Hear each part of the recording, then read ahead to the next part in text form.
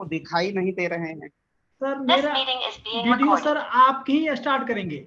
अच्छा ठीक ठीक, ओके ओके मैम, इसका वो रिकॉर्डिंग आरंभ हो गई है और कुछ कुछ देर केवल प्रतीक्षा करेंगे। बाकी मैम, हम लोगों का ये जो कार्यक्रम होता है लोक पहल, यह ज्यादातर हम इसको बहुत कम श्रोताओं के साथ, दर्शकों के साथ हम इसे जूम पर करते हैं। मेन उद्देश्य इसका लाइव प्रसारण का होता है, यूट्यूब के रिकॉर्डिंग का होता है, जिसके माध्यम से हम लाखों लोगों तक पहुंचते हैं। और आज सौभाग्य है कि डॉक्टर विवेक मणि जी के सौजन्य से आपका दर्शन हुआ और आपका पाथेय आज लोक पहल को प्राप्त होगा।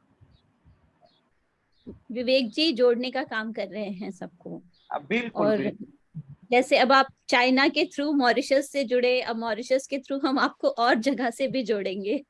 बिल्कुल बिल्कुल बिल्कुल, ये हम अपेक्षा भी करते हैं। हम तो राष्ट्रवादी भावधारा का एक परिवार है और डॉक्टर विवेक जी उसके अनन्य उपासक हैं।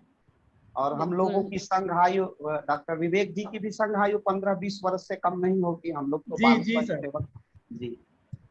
अरे वाह, बहुत बढ़िया बहुत बढ़िया। वसुधैव कुटुंबकम को आप लोग जी रहे हैं। जी जी, प्रयास तो हम लोग यही करते हैं, क्योंकि ये देश तो वयस्की वाला नहीं, समष्टि वाला है।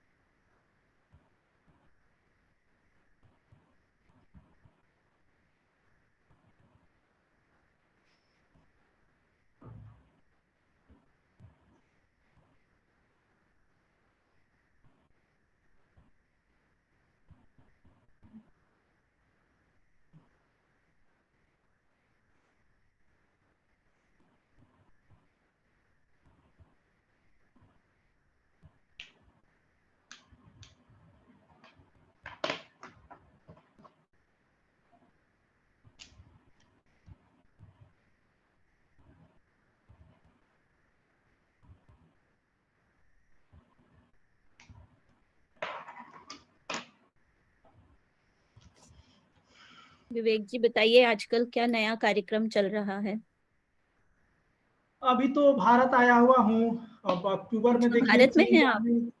जी, और अभी अक्टूबर में ही जाना है चीन में, और वीजा का कोई बहुत समस्या है। तब देखिए जा पाता हूँ कि नहीं जा पाऊंगा तो फिर जनवरी में जाऊंगा। फिर तो हम आ रहे ऑनलाइन हैं क्लासेस भारत नवंबर में। नवंबर में आ रही हैं आप? नवंबर में कितने नवंबर को?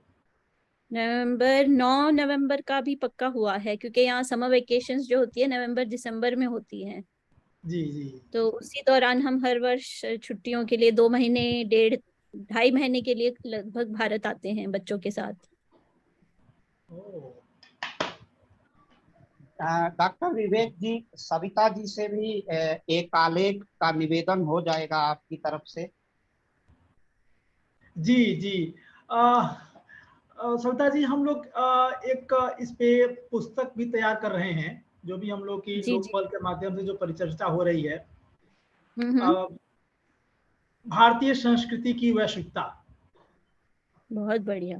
तो हम चाहेंगे कि जो मॉरिशस में भारतीय संस्कृति, विशेष रूप से जो हिंदू संस्कृति का जो प्रचार प्रसार एवं वहाँ पे प्रभाव है, उस पर एक आपका आलेख यदि हमें 1 महीना में मिल जरूर जाता। जरूर, बिल्कुल, क्यों नहीं। इस तरह की चीजें हों तो मैं तो चाहती हूँ कि मॉरिशस का जो प्रतिनिधित्व है वो छूटे नहीं। जब जी हिंदू जी जी संस्कृति की विश्व भर में बात हो तो मॉरिशस छूटना नहीं चाहिए। मेरी तो जी कोशिश रहती है उसके लिए, भले ही मैं अपने जो निजी कार्यक्रम है उसमें से समय निकाल के करूं, लेकिन मेरी प्रयास रहता है कि जरूर प्रतिनिधित्व हो इस छोटे से देश का, टापू देश जी का, जी। हमारे हम सुंदर लोग देश। हनुमान जी की राम जी की वानर सेना की तरह जितना भी अपना लघु योगदान हो सके बिल्कुल बिल्कुल। भारतीय संस्कृति के जी उत्थान प्रचार में दें। जी। और सविता जी की आहुति अवश्य पड़ेगी। आपका स्नेह है और आपका आशीर्वाद हम सबको प्राप्त होगा, इसमें कोई संशय नहीं है। मैं हमारी मॉरिशस की एक पत्रिका है वो भी आपको दिखाऊंगी कार्यक्रम। ये लाइव जी शुरू हो गया है? हाँ, लाइव शुरू हो गया है मैम, लाइव भी हो गया है और रिकॉर्डिंग भी। अब हम लोग कार्यक्रम की शुरुआत करते हैं और जी कार्यक्रम की बिल्कुल बिल्कुल। शुरुआत करते हैं। वो पर्याप्त संख्या हो गई है आज। जैसा कि पहले हम लोग सूचित करते हैं, लोक पहल द्वारा आयोजित यह इस आज की व्याख्यानमाला जो प्रत्येक रविवार की संध्या 5 बजे आयोजित होती है, इसमें आज की हमारी विदुषी वक्ता हैं सविता तिवारी जी। और आज का जो विषय है वह है मॉरिशस में हिंदू संस्कृति। मॉरिशस और भारत का जो आंतरिक संबंध है उसकी शुरुआत लगभग 1730 से प्रारंभ होती है। स्वतंत्रता की मुक्ति संग्राम और जनसंप्रभुता की प्राप्ति के बाद 1948 में भारत का राजनयिक संबंध मॉरिशस से आरंभ होता है और मॉरिशस की जो आबादी है उसका अधिकतम भाग भारतीय है, उसमें लगभग 48% सनातन धर्मावलंबी है। और विश्व का सबसे बड़ा जो भारत से और व्यापार होता है उसमें व्यापार में भी उसका प्रतिशत अत्यधिक है और 32% है। मॉरिशस के साथ हमारा संबंध हिंद महासागर और मेडागास्कर के बीच यह एक द्वीप का देश है और हिंदुओं के आबादी यहाँ तीसरे नंबर पर है संभवतः, जहां तक मुझे जानकारी है। तो एक अद्भुत देश के विषय में जिसकी अपनी एक प्राचीन सभ्यता और संस्कृति है। लगभग 10वीं शताब्दी से द्रविड़ और तमिल संस्कृति है उसके अवशेष मॉरिशस में हमें मिलने लगते हैं।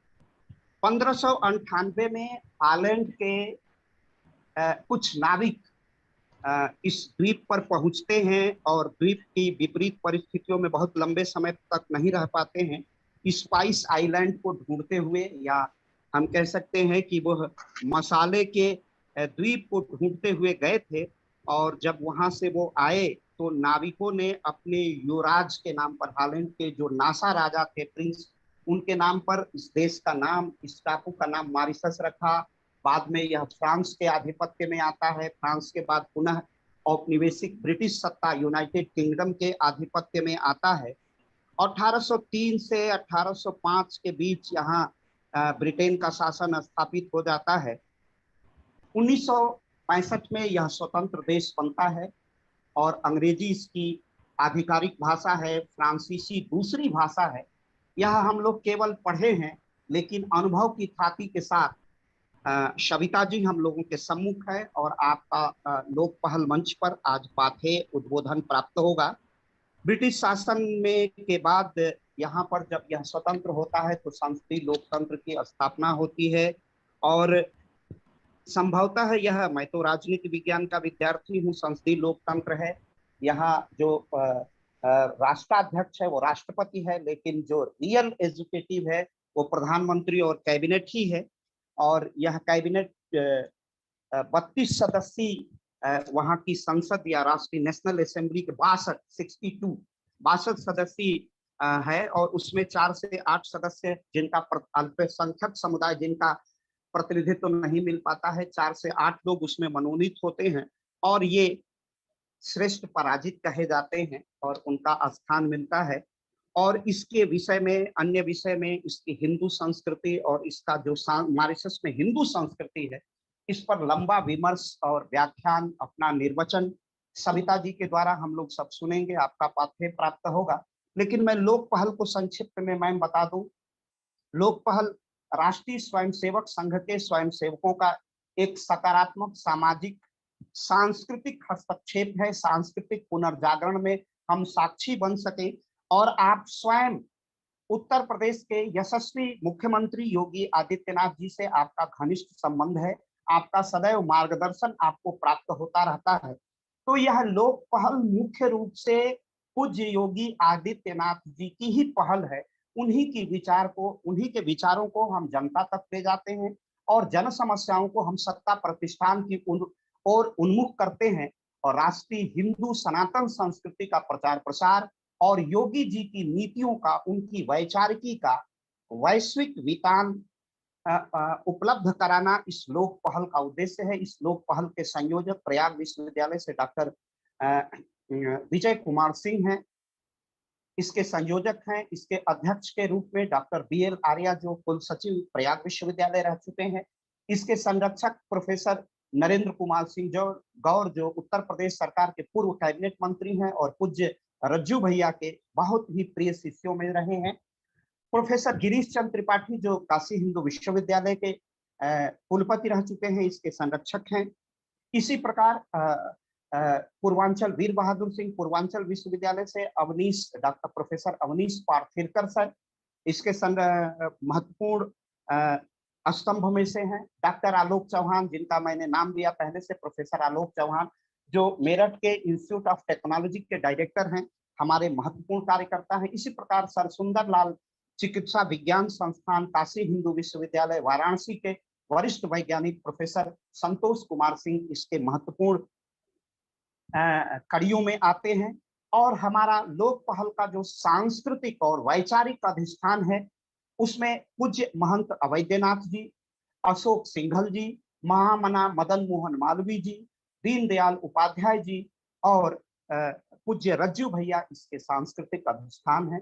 इन पंच महाभूतों के आधार पर यह लोक पहल अपना वैचारिक विस्तार करने का और सनातन संस्कृति की वैश्विकता को लोगों तक ले जाने का, उत्तर प्रदेश और भारत का जो सांस्कृतिक जागरण है उसे निरंतरता प्रदान करना इस लोक पहल का मूल उद्देश्य है। यह हमारे लोक पहल का संक्षिप्त परिचय है। और लोक पहल के एक परंपरा है कि हम अतिथि का विधिवत परिचय कराते हैं और इसके लिए मैं चीन के क्वातंगो विश्वविद्यालय के असिस्टेंट प्रोफेसर और हमारे बहुत ही प्रिय अनुज डॉक्टर विवेक मणि जी को आमंत्रित करता हूं कि आज के अतिथि का विधिवत परिचय और संक्षेप में आज के विषय का प्रतिपादन करें। डॉक्टर विवेक मणि। बहुत बहुत आभार सर। आदरणीय डॉक्टर अखिलेश त्रिपाठी जी, श्रविता तिवारी जी एवं लोक पहल से जुड़े हमारे समस्त हिंदू संस्कृति के, सनातन संस्कृति के अनुरागी, आप सभी को सादर नमस्कार।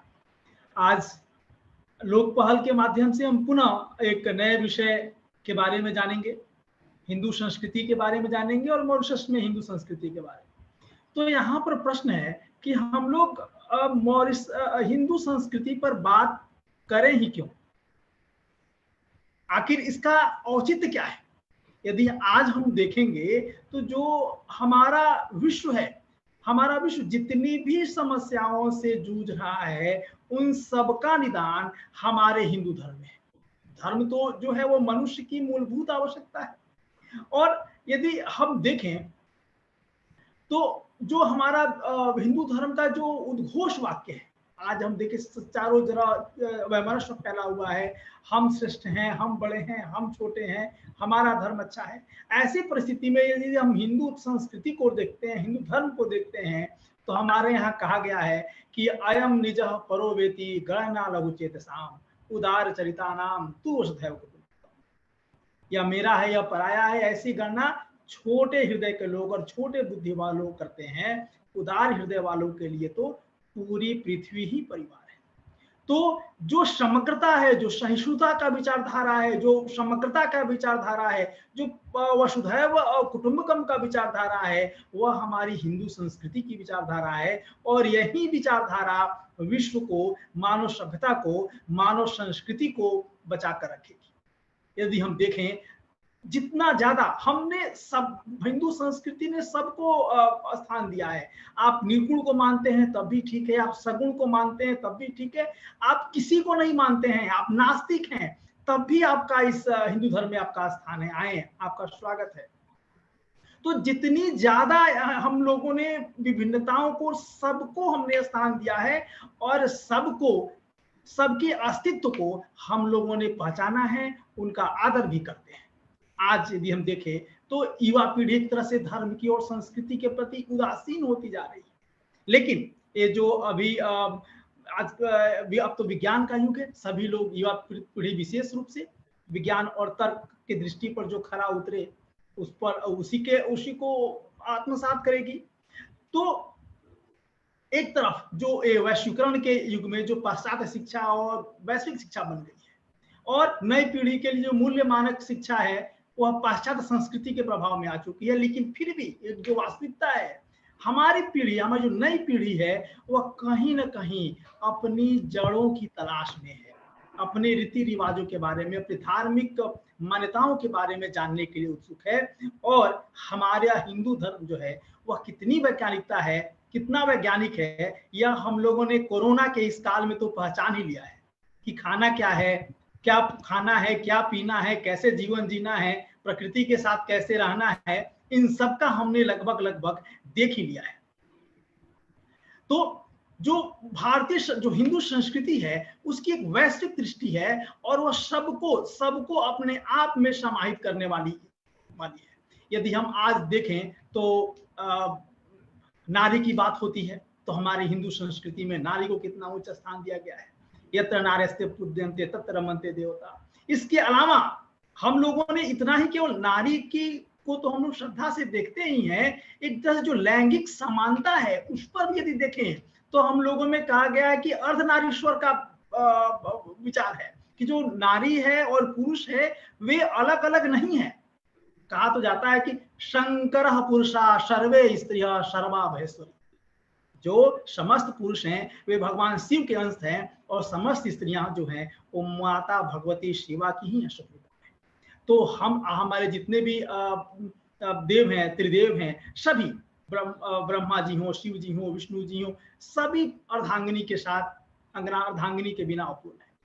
तो जो लैंगिक समानता के लिए हमारे हिंदू धर्म में जितनी बात कहा गया है, मानवाधिकारों को लेकर हमारी हिंदू संस्कृति के बारे में जो बात कही गई है, अभी हम लोग जलवायु परिवर्तन की समस्या से जूझ रहे हैं, तो भारतीय संस्कृति में जो है, हिंदू संस्कृति विशेष रूप से प्रकृति के प्रति कितनी ज्यादा संवेदनशीलता है। हमारे यहाँ कहा गया कि माता भूमि पुत्रो हम पृथ्वी, कि जो माता, जो भूमि है वही माता है और मैं उनका पुत्र हूँ।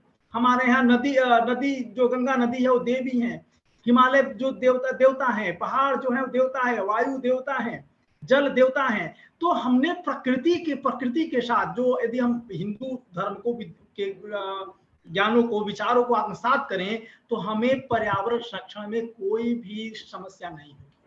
तो जो हमारी संस्कृति है, हमारी हिंदू संस्कृति है, हमारा हिंदू धर्म है, वह पूरी तरह से एक प्रकृति के साथ सामंजस्य को बताता है, लोगों के साथ सामंजस्य को बताता है। या आज यदि हम देखें तो योग और आयुर्वेद कितने बढ़िया से हमारे कैसे हमें रहना है, कैसे जीना है और कैसे खाना है, इन सभी के बारे में बताते हैं। मुझे याद है, मेरी चीन से कुछ विद्यार्थी भारत आए थे। भारत आने के बाद वे लोग काशी चले गए। काशी में लोग देखते क्या है कि लंका पर सिर्फ 2 गाय बैठी हुई हैं और लोग आ रहे हैं, गाय को उठा नहीं रहे हैं, बगल से मोटरसाइकिल से निकल जा रहे हैं। तो उन्हें बड़ा आश्चर्य हुआ कि विवेक जी, हमने देखा कि कोई भी गाय को नहीं बोल रहा है, आकर निकल जा रहे हैं। तो मैंने बोला, जो हमारा भारत में है, हम लोग बोलते हैं वसुधैव कुटुंबकम, पूरा विश्व हमारा परिवार है। तो इस परिवार में केवल मनुष्य ही नहीं आते हैं, पशु पक्षी भी आते हैं, वृक्ष भी आते हैं, जितने सभी लोग आते हैं ये हमारे परिवार में। तो यही जो संस्कृति, जो संभाव की भावना है, हमारी हिंदू संस्कृति को महान बनाती है। हम देखें जो मानव का उच्चार उद्देश्य है, हम लोगों को बताया गया है, धर्म अर्थ काम मोक्ष। तो कितना सामंजस्य रखा गया है यहाँ पर। अर्थ और काम जहां पर भौतिक सुख को प्रदान करने वाले हैं, वहीं धर्म और मोक्ष और मानसिक सुख को प्रदान करने वाले हैं, अलौकिक सुख को प्रदान करने वाले हैं। तो हम लोग केवल भौतिक सुख के पीछे नहीं भागते हैं, हमारा सब में, चारों में सामंजस्य है। तो वर्तमान परिस्थिति में हमारा विश्व जिन जिन समस्याओं का सामना कर रहा है, उन सभी का निदान हमारी हिंदू संस्कृति में है, हमारी हिंदू सभ्यता में है। और आप देखें जो हिंदी साहित्य का जो भक्ति काल होता है, भक्ति काल को भक्ति काल क्यों कहते हैं? क्योंकि उस समय जो भारत था पूरी तरह से मुसलमानी शासन में जकड़ गया था। हिंदू बहुसंख्यक हिंदू जनता पर तरह तरह के मुसलमानों द्वारा अत्याचार हो रहे थे, या तो मुसलमान धर्म ग्रहण करो या मारे जाओ या जजिया कर दो। वैसी परिस्थिति में हिंदुओं के सामने कोई आशा नहीं थी। तब भक्ति आंदोलन शुरू होता है और अनेक कवि भक्ति से संबंधित कविताएं लिखते हैं। फिर तुलसीदास जी आते हैं और रामचरितमानस लिखते हैं और उनमें हिंदू जनता को, बहुसंख्यक हिंदू जनता को, निरीह हिंदुओं को एक सबल मिलता है कि कोई तो है हमारी रक्षा करने की। और इस रामचरितमानस का प्रभाव इतना ज्यादा पड़ा कि हिंदू फिर से उठ खड़े हुए। और फिर 1834 में जब भारत से, विशेषकर बिहार, पश्चिमी उत्तर प्रदेश, उड़ीसा से अंग्रेज जहाजों में भर भर कर गिरमिटिया मजदूरों को मॉरिशस लेकर गए, तो जो मजदूर यहां से गए थे गिरमिटिया मजदूर, उनके पास शरीर पर वस्त्र के अलावा अगर कुछ था तो हाथ में रामचरितमानस था। और उसी रामचरितमानस के माध्यम से उन्होंने वहां पर भारतीय संस्कृति को, हिंदू संस्कृति को जीवंत रखा। उन्हें लड़ने की प्रेरणा मिली कि जब श्री राम लड़ सकते हैं राजा होकर तो हम क्यों नहीं लड़ सकते हैं। और जब गिरमिटिया मजदूर पहुंचते हैं मॉरिशस में, वहां पर एक बैठक का शुरू होती है और प्रत्येक शाम में जो हिंदू लोग हैं वहां बैठते थे, रामचरितमानस का पाठ करते थे और लड़ते लड़ते जो मजदूर बनकर मॉरिशस में गए, आज वहां पर वे राष्ट्रपति हैं, प्रधानमंत्री हैं। तो एक तरह से जो लघु भारत कहा जाता है मॉरिशस को। और मॉरिशस में हिंदू धर्म के प्रचार के लिए, हिंदी भाषा के प्रचार के लिए बहुत सारी संस्थाएं हैं जो काम कर रही हैं, जिसमें आर्य समाज है, सनातन धर्म है, हिंदी प्रचारणी सभा है, इंदिरा गांधी सांस्कृतिक केंद्र है, विश्व हिंदी समाचार पत्रिका है।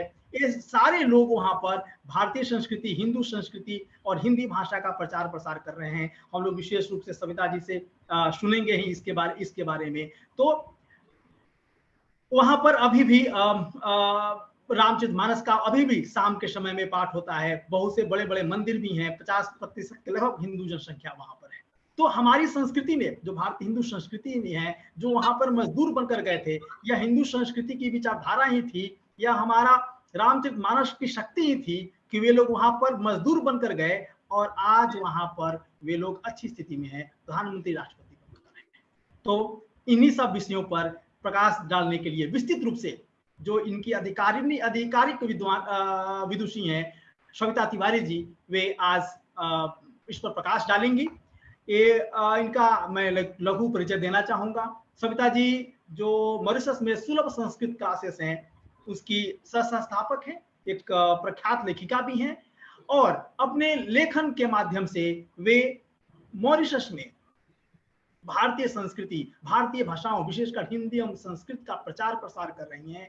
लेख लिखती हैं, कहानी लिखती हैं, कविताएं लिखती हैं, और इनके माध्यम से वे मॉरिशस मंत्रा पत्रिका के संपादक भी हैं। और भारत एवं मॉरिशस के मध्य जो सांस्कृतिक आदान प्रदान है, एक तरह से उसके सेतु के रूप में कार्य कर रही हैं, और जो जोड़ रही है भारत एवं मॉरिशस को। भारत मॉरिशस एक तरह से लघु भारत ही है।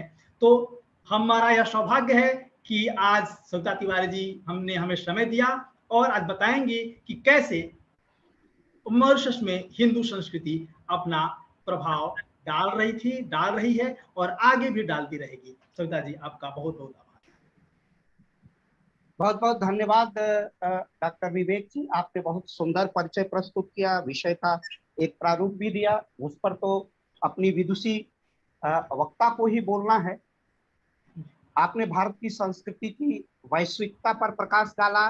भारतीय संस्कृति के 3 आधार, राम की मर्यादा, कृष्ण का विवेक या उत्कर्ष और शंकर का मानस विश्व को आलोकित करता है। हमारे वेद, हमारे उपनिषदों में वो शक्ति है जो हमें विश्व को मार्गदर्शन दे सकता है। इसीलिए आज जब तृतीय विश्व युद्ध के मिहाने पर देश खड़ा है तो केवल एक देश की तरफ पूरी दुनिया की दृष्टि है और नजर है, क्योंकि दृष्टि और दृष्टिकोण का परिवर्तन करने की सामर्थ्य, शक्ति इसी संस्कृति से प्रस्फुटित होती है।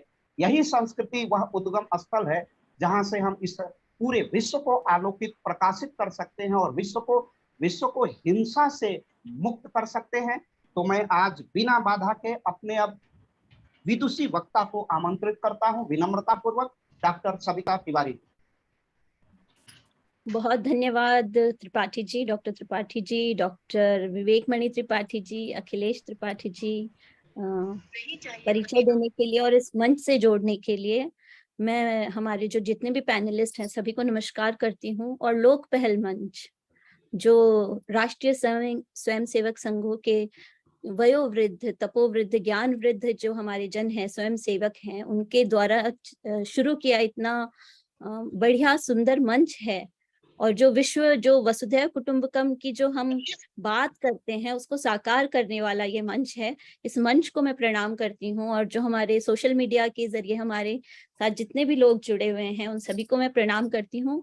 और आज मैं मॉरिशस की बातें आपसे कुछ साझा करूंगी। सिर्फ साझा ही नहीं करूंगी, मैं दिखाने में विश्वास करती हूँ कि सिर्फ बताना ही जरूरी नहीं होता है।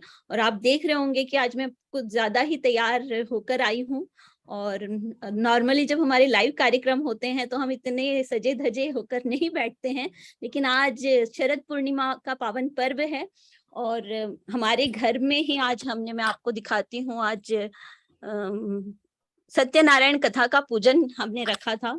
और बस हमने जो हमारे आचार्य जी जो गण आए हुए थे उनको भोजन करा के, स्वयं भोजन करके अब मैं बस बैठी हूँ कार्यक्रम के लिए। तो मैंने सोचा कपड़े बदल लिए जाएं, थोड़े प्रोफेशनल कपड़े पहने जाएं। फिर मैंने कहा जब हम संस्कृति की बात कर रहे हैं तो जैसा है वैसी संस्कृति हमको दिखानी चाहिए कि मॉरिशस में एक आम जीवन, आम नागरिक का जीवन कैसा होता है। हमारे घर में सत्यनारायण कथा, मॉरिशस के घरों में रामायण का पाठ, ये बहुत आम बात है। ये ऐसा नहीं है कि यूएसए में, यूके में, चाइना में जो भारतीय मूल के लोग रहते हैं उनके लिए ये एक बहुत बड़ा उत्सव होता है और बहुत मुश्किल काम होता है इस तरह से सत्यनारायण कथा का आयोजन करना। हवन तो जैसे अभी हम, मेरे पति फ्रांस जाकर आए हैं, तो हवन की तो बड़ी मुश्किल होती है वहां कि आप धुआं नहीं कर सकते। तो वो जो हाथ तापने वाली चिमनी होती है उसमें हवन होते हैं, वहां कई लोग उसमें हवन करते हैं। तो मॉरिशस में वो बाधाएं नहीं है, यहाँ खुली प्रकृति है। और सिर्फ घरों में ही हवन नहीं होते हैं, सरकार भी हवन करवाती है जब बड़े बड़े पर्व होते हैं, बड़े बड़े कार्यक्रम होते हैं। तो मैं कार्यक्रम में अपने विषय में प्रवेश करूं उससे पहले मैं चाहूंगी अगर आप लोगों के किसी के भी कोई भी प्रश्न हो मॉरिशस को लेकर तो आप बेझिझक पूछ सकते हैं। तो उससे क्या थोड़ा इंटरेक्टिव भी हो जाएगा कार्यक्रम। जो सोशल मीडिया के जरिए भी आप हमें देख रहे हैं तो आप भी हमें कोई प्रश्न पूछ सकते हैं। तो विषय में प्रवेश करते हैं। मॉरिशस में हिंदू संस्कृति। मॉरिशस में जो हिंदू संस्कृति है बहुत पुरानी है। पहले थोड़ा सा मॉरिशस का परिचय हमारे डॉक्टर अखिलेश त्रिपाठी जी ने भी दिया, विवेकमणि त्रिपाठी जी ने भी दिया कि कैसे पहले पोर्चुगीज आए, उससे पहले 1000 साल पहले यहाँ अरब भी आए थे।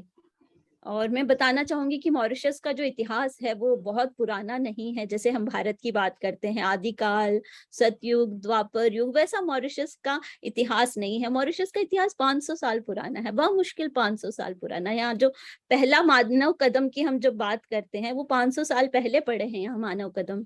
तो आप इससे अंदाजा लगा सकते हैं कि ये जो प्रकृति है यहाँ की, ये कितनी मतलब नेचुरल है और कितना आज भी यहाँ जो आदमी है वो जमीन से जुड़ा हुआ है।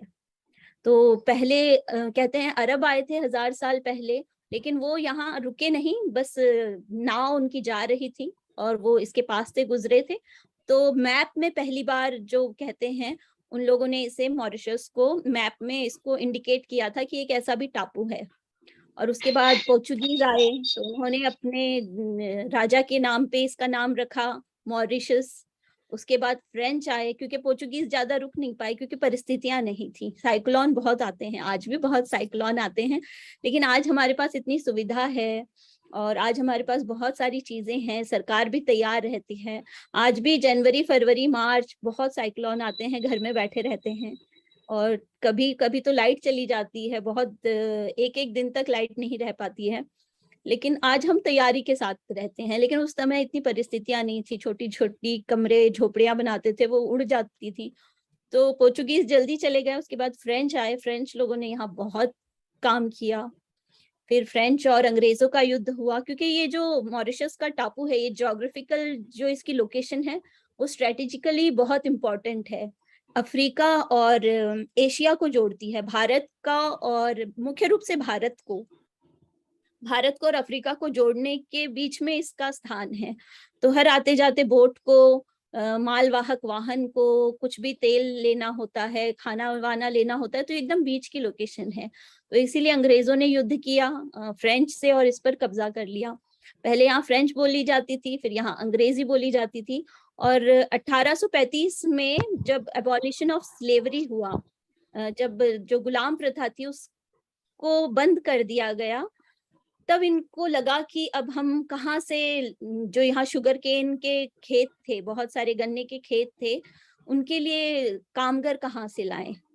तब सबसे पहले इन्हें ध्यान आया भारत का, कि चलो भारत से लेकर आते हैं और इंडेंचर लेबर बना के लाते हैं।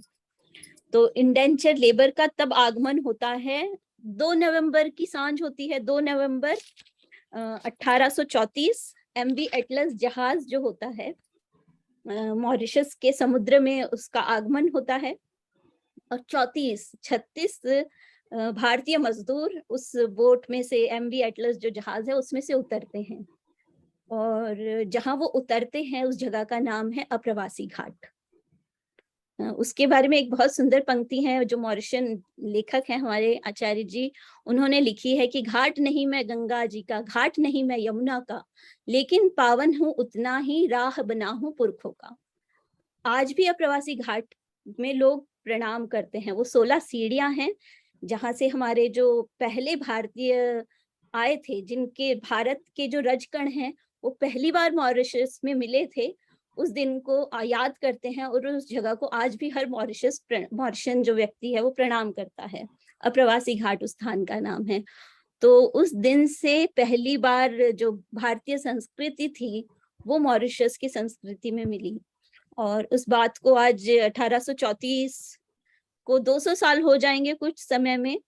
और मैं बताना चाहूंगी, जब 175 वर्ष हुए थे उस बात को, तब हमारे आदरणीय परम पूज्य महाराज जी योगी आदित्यनाथ जी उसके मुख्य अतिथि थे, मॉरिशस आए थे वो उस कार्यक्रम में। और उन्होंने भी बहुत चीजें कही कि बिहार से जो बड़ी जो जनसंख्या है मॉरिशस में, वो बिहार से आई हुई है, कुछ मद्रास से आई हुई है, कुछ महाराष्ट्र से आई है, गुजरात से भी आई है, कलकत्ता से भी आई है, तमिलनाडु, तेलुगु की भी यहाँ अच्छी जनसंख्या है उनको जो फॉलो करते हैं। और लेकिन जो एक बड़ा समुदाय है वो भोजपुरी स्पीकिंग है मॉरिशस में। तो 2 नवंबर 1834 से जो संस्कृति यहाँ शुरू हुई, भारतीय संस्कृति, वो आज तक उसी तरह जीवित है। जो हम बात कर रहे हैं मॉरिशस में हिंदू संस्कृति, जो हिंदू संस्कृति है वो जो फर्स्ट जनरेशन के जो भारतीय हैं, क्योंकि आज भी यहाँ भारतीयों का आगमन होता रहता है, हम फर्स्ट जनरेशन मॉरिशन हैं, जो हम भारत से मॉरिशस आए हैं, हम पहली पीढ़ी हैं, हमारे बच्चे दूसरी पीढ़ी कहलाएंगे। लेकिन जो मॉरिशन हैं वो 5वीं 6ठी पीढ़ी के लोग हैं। और आपको इस बात से अंदाजा लगा सकते हैं कि 5वीं 6ठी पीढ़ी का जो भारत से गया हुआ एक व्यक्ति है, जो इंग्लैंड गया है, अमेरिका गया है, वो इतना हिंदू संस्कृति को सहेज के नहीं रख पाता होगा जितना एक मॉरिशन ने सहेज के रखा है। वो जब 1934 में आए थे तो वो अपने कपड़ों के अलावा क्या लाए थे? रामायण लाए थे।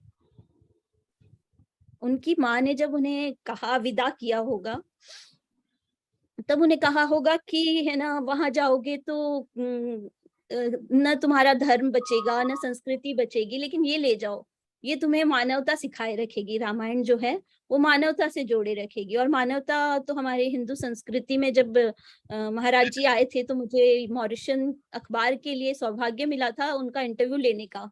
तो उन्होंने एक बात बहुत अच्छी कही थी कि हम सनातन संस्कृति को क्यों बढ़ावा देते हैं? इसीलिए बढ़ावा देते हैं कि सनातन संस्कृति अगर जिंदा रहेगी तो दूसरे धर्म भी जिंदा रहेंगे इसकी छांव तले।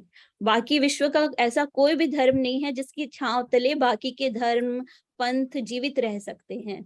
सनातन संस्कृति के ध्वज तले ये सारे धर्म, और जो हम आज फ्रीडम ऑफ स्पीच की बात करते हैं, ये सिर्फ सनातन धर्म की जो संस्कृति है उसके तहत ही जीवित रह सकते हैं।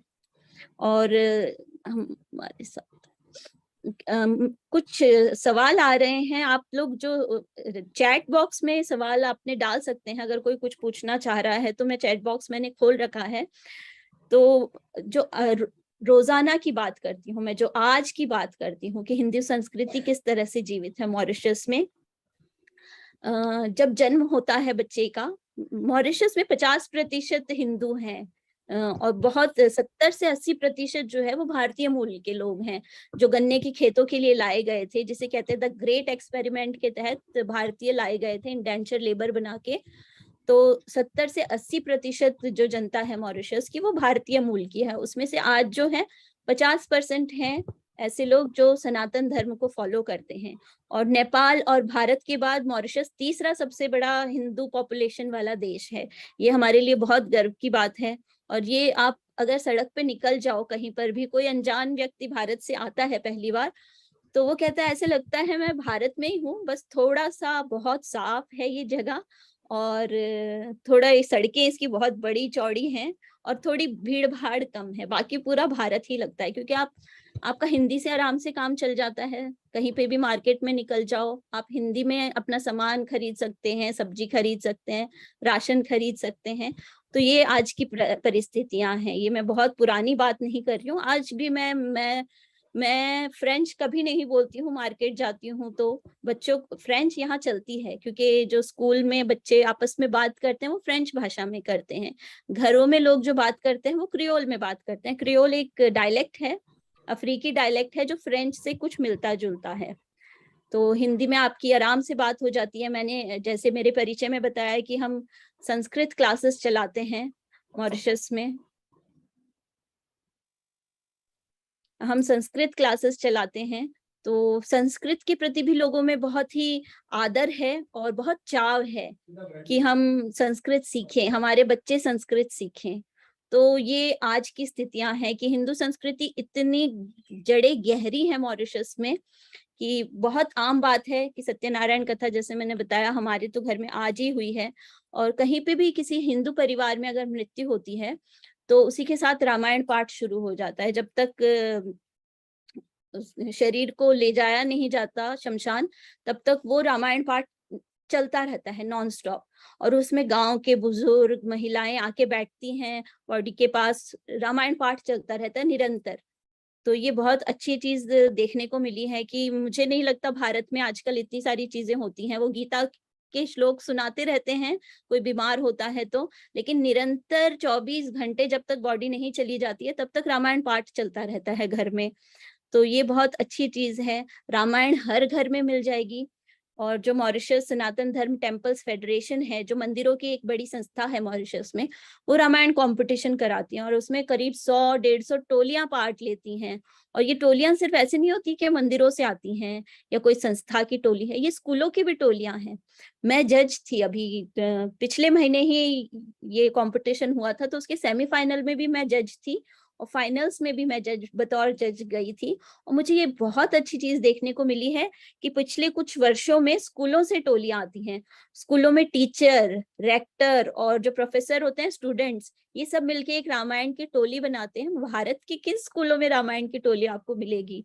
विदेशों के किस स्कूल में आपको रामायण की टोली मिलेगी? मॉरिशस में मुझे ये बहुत गर्व होता है इस बात का कि यहाँ के स्कूलों में रामायण की टोलियां हैं और वो कंपटीशन में हिस्सा लेती हैं। छोटे बच्चे से लेकर, उसमें कोई स्कूलों के जो बच्चे होते हैं 10 साल के, 8 साल के बच्चे से लेकर उनके जो प्रोफेसर होते हैं, प्रिंसिपल, एक स्कूल के तो जो टोली थी उसमें तो प्रिंसिपल खुद टोली का हिस्सा थे।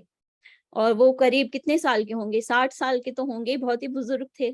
तो मुझे ये बहुत खुशी हुई कि देखो 10 साल का बच्चे से लेके 60 साल के व्यक्ति तक एक रामायण की टोली है और स्कूलों से आई है। तो 15-20 टोलियां ऐसी थी जो स्कूलों से थी। और रामायण हर घर में तो मिलती है। और एक बहुत अच्छी चीज पहले यहाँ थी जिसको हम भविष्य में शुरू करने की योजना बना रहे हैं कि घर में रोजाना रामायण का पाठ होता था। आजकल बहुत कम हो गया है वो कि घर में रामायण का रोज पाठ हो रहा है। लेकिन हम जो मैं बताना चाहूंगी, मेरे पति यहाँ आचार्य हैं मंदिर में, तो हम जो है वो एकदम सेंटर में है हिंदू धर्म के। हिंदू धर्म से जुड़ा हुआ कुछ भी कार्यक्रम होता है तो वो हमें पता चलता है, क्योंकि हम मंदिर से जुड़े हुए हैं, धर्म से जुड़े हुए हैं। तो हमने एक कार्यक्रम यहाँ ये शुरू किया कि मंदिर में एक रामायण खोल के रखी कि जो भी मंदिर आए वो इसके 2 पेज जरूर पढ़ें। और वहां एक बोर्ड लगा दिया हमने कि आप पढ़ो 2 पेज और उसे पलट के चले जाओ। फिर जब कोई दूसरा व्यक्ति आएगा तो 2 पेज पढ़ेगा, फिर उससे पलट के चला जाएगा। तो ये हमने एक चीज शुरू की कि जो जो आए लोग यहाँ, वो एटलीस्ट मंदिरों में रामायण का पाठ जरूर करें, 2 पेज एवरी डे, इस तरह से। हर्ष मणि सिंह जी कह रहे हैं रामायण संस्कृति को आज पुनः जागरण की आवश्यकता है, इस बात की महत्ता को कहता। जी बिल्कुल, वही मैं बता रही हूँ कि 2 पेज एवरी डे, उसके नाम से हमने शुरू किया है इसे। और उसमें हम कोशिश करते हैं कि जो हमने किताब रखी है उसमें रोमन में भी लिखा हो, क्योंकि कई बच्चे हैं जो देवनागरी स्क्रिप्ट नहीं पढ़ पाते हैं, तो वो रोमन में पढ़ते हैं और उसका मीनिंग पढ़ते हैं। जो हमने रामायण रखी है उसमें हमने इस तरह के ऑप्शंस दे रखे हैं। तो 2 पेज जितने भी आते हैं, तो अभी हमने शुरू किया था, अभी नवरात्रि के समय ही हमने ये प्रोजेक्ट शुरू किया था और आधी रामायण पलट चुकी है।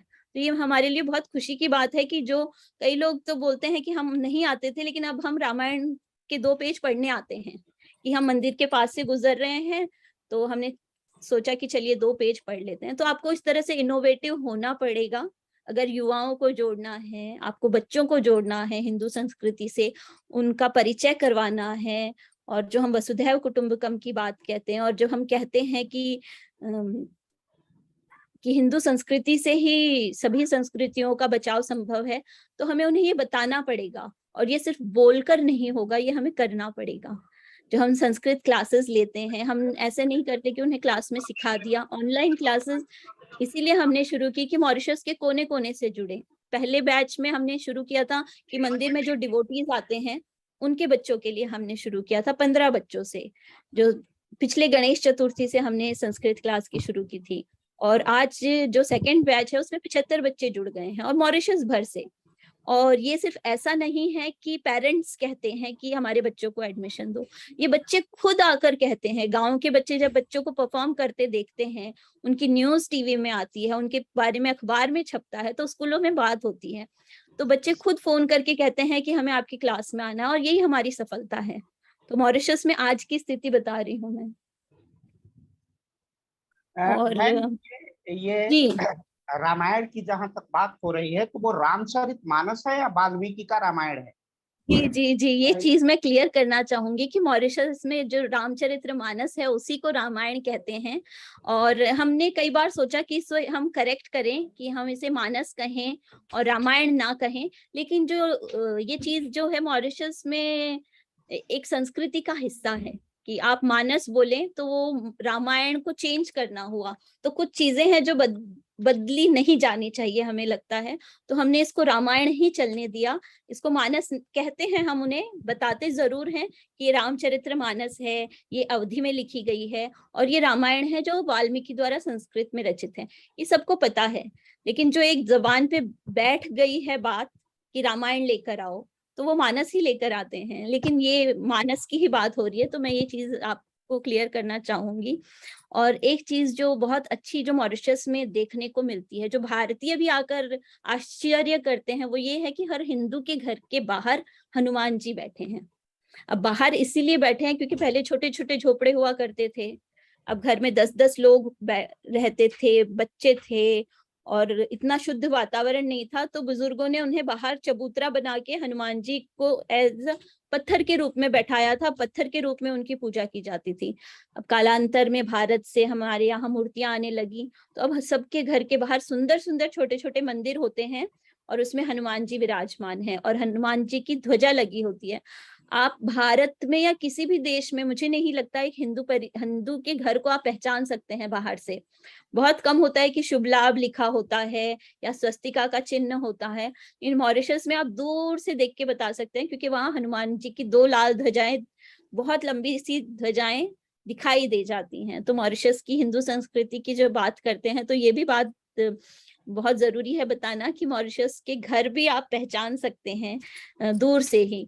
और मॉरिशस के हर गांव में, मैं ये स्पेसिफिकली मेंशन करना चाहूंगी कि हर गांव में काली माई का स्थान होता है। और ये हमारी जो भोजपुरी संस्कृति है, जो बंगाल से हमारे पास लोग आए थे, उन्होंने काली माई को बैठाया, क्योंकि शक्ति अर्जन, शक्ति उपासना की उन्हें बहुत सख्त आवश्यकता थी, बहुत विकट परिस्थितियों में वो रहते थे।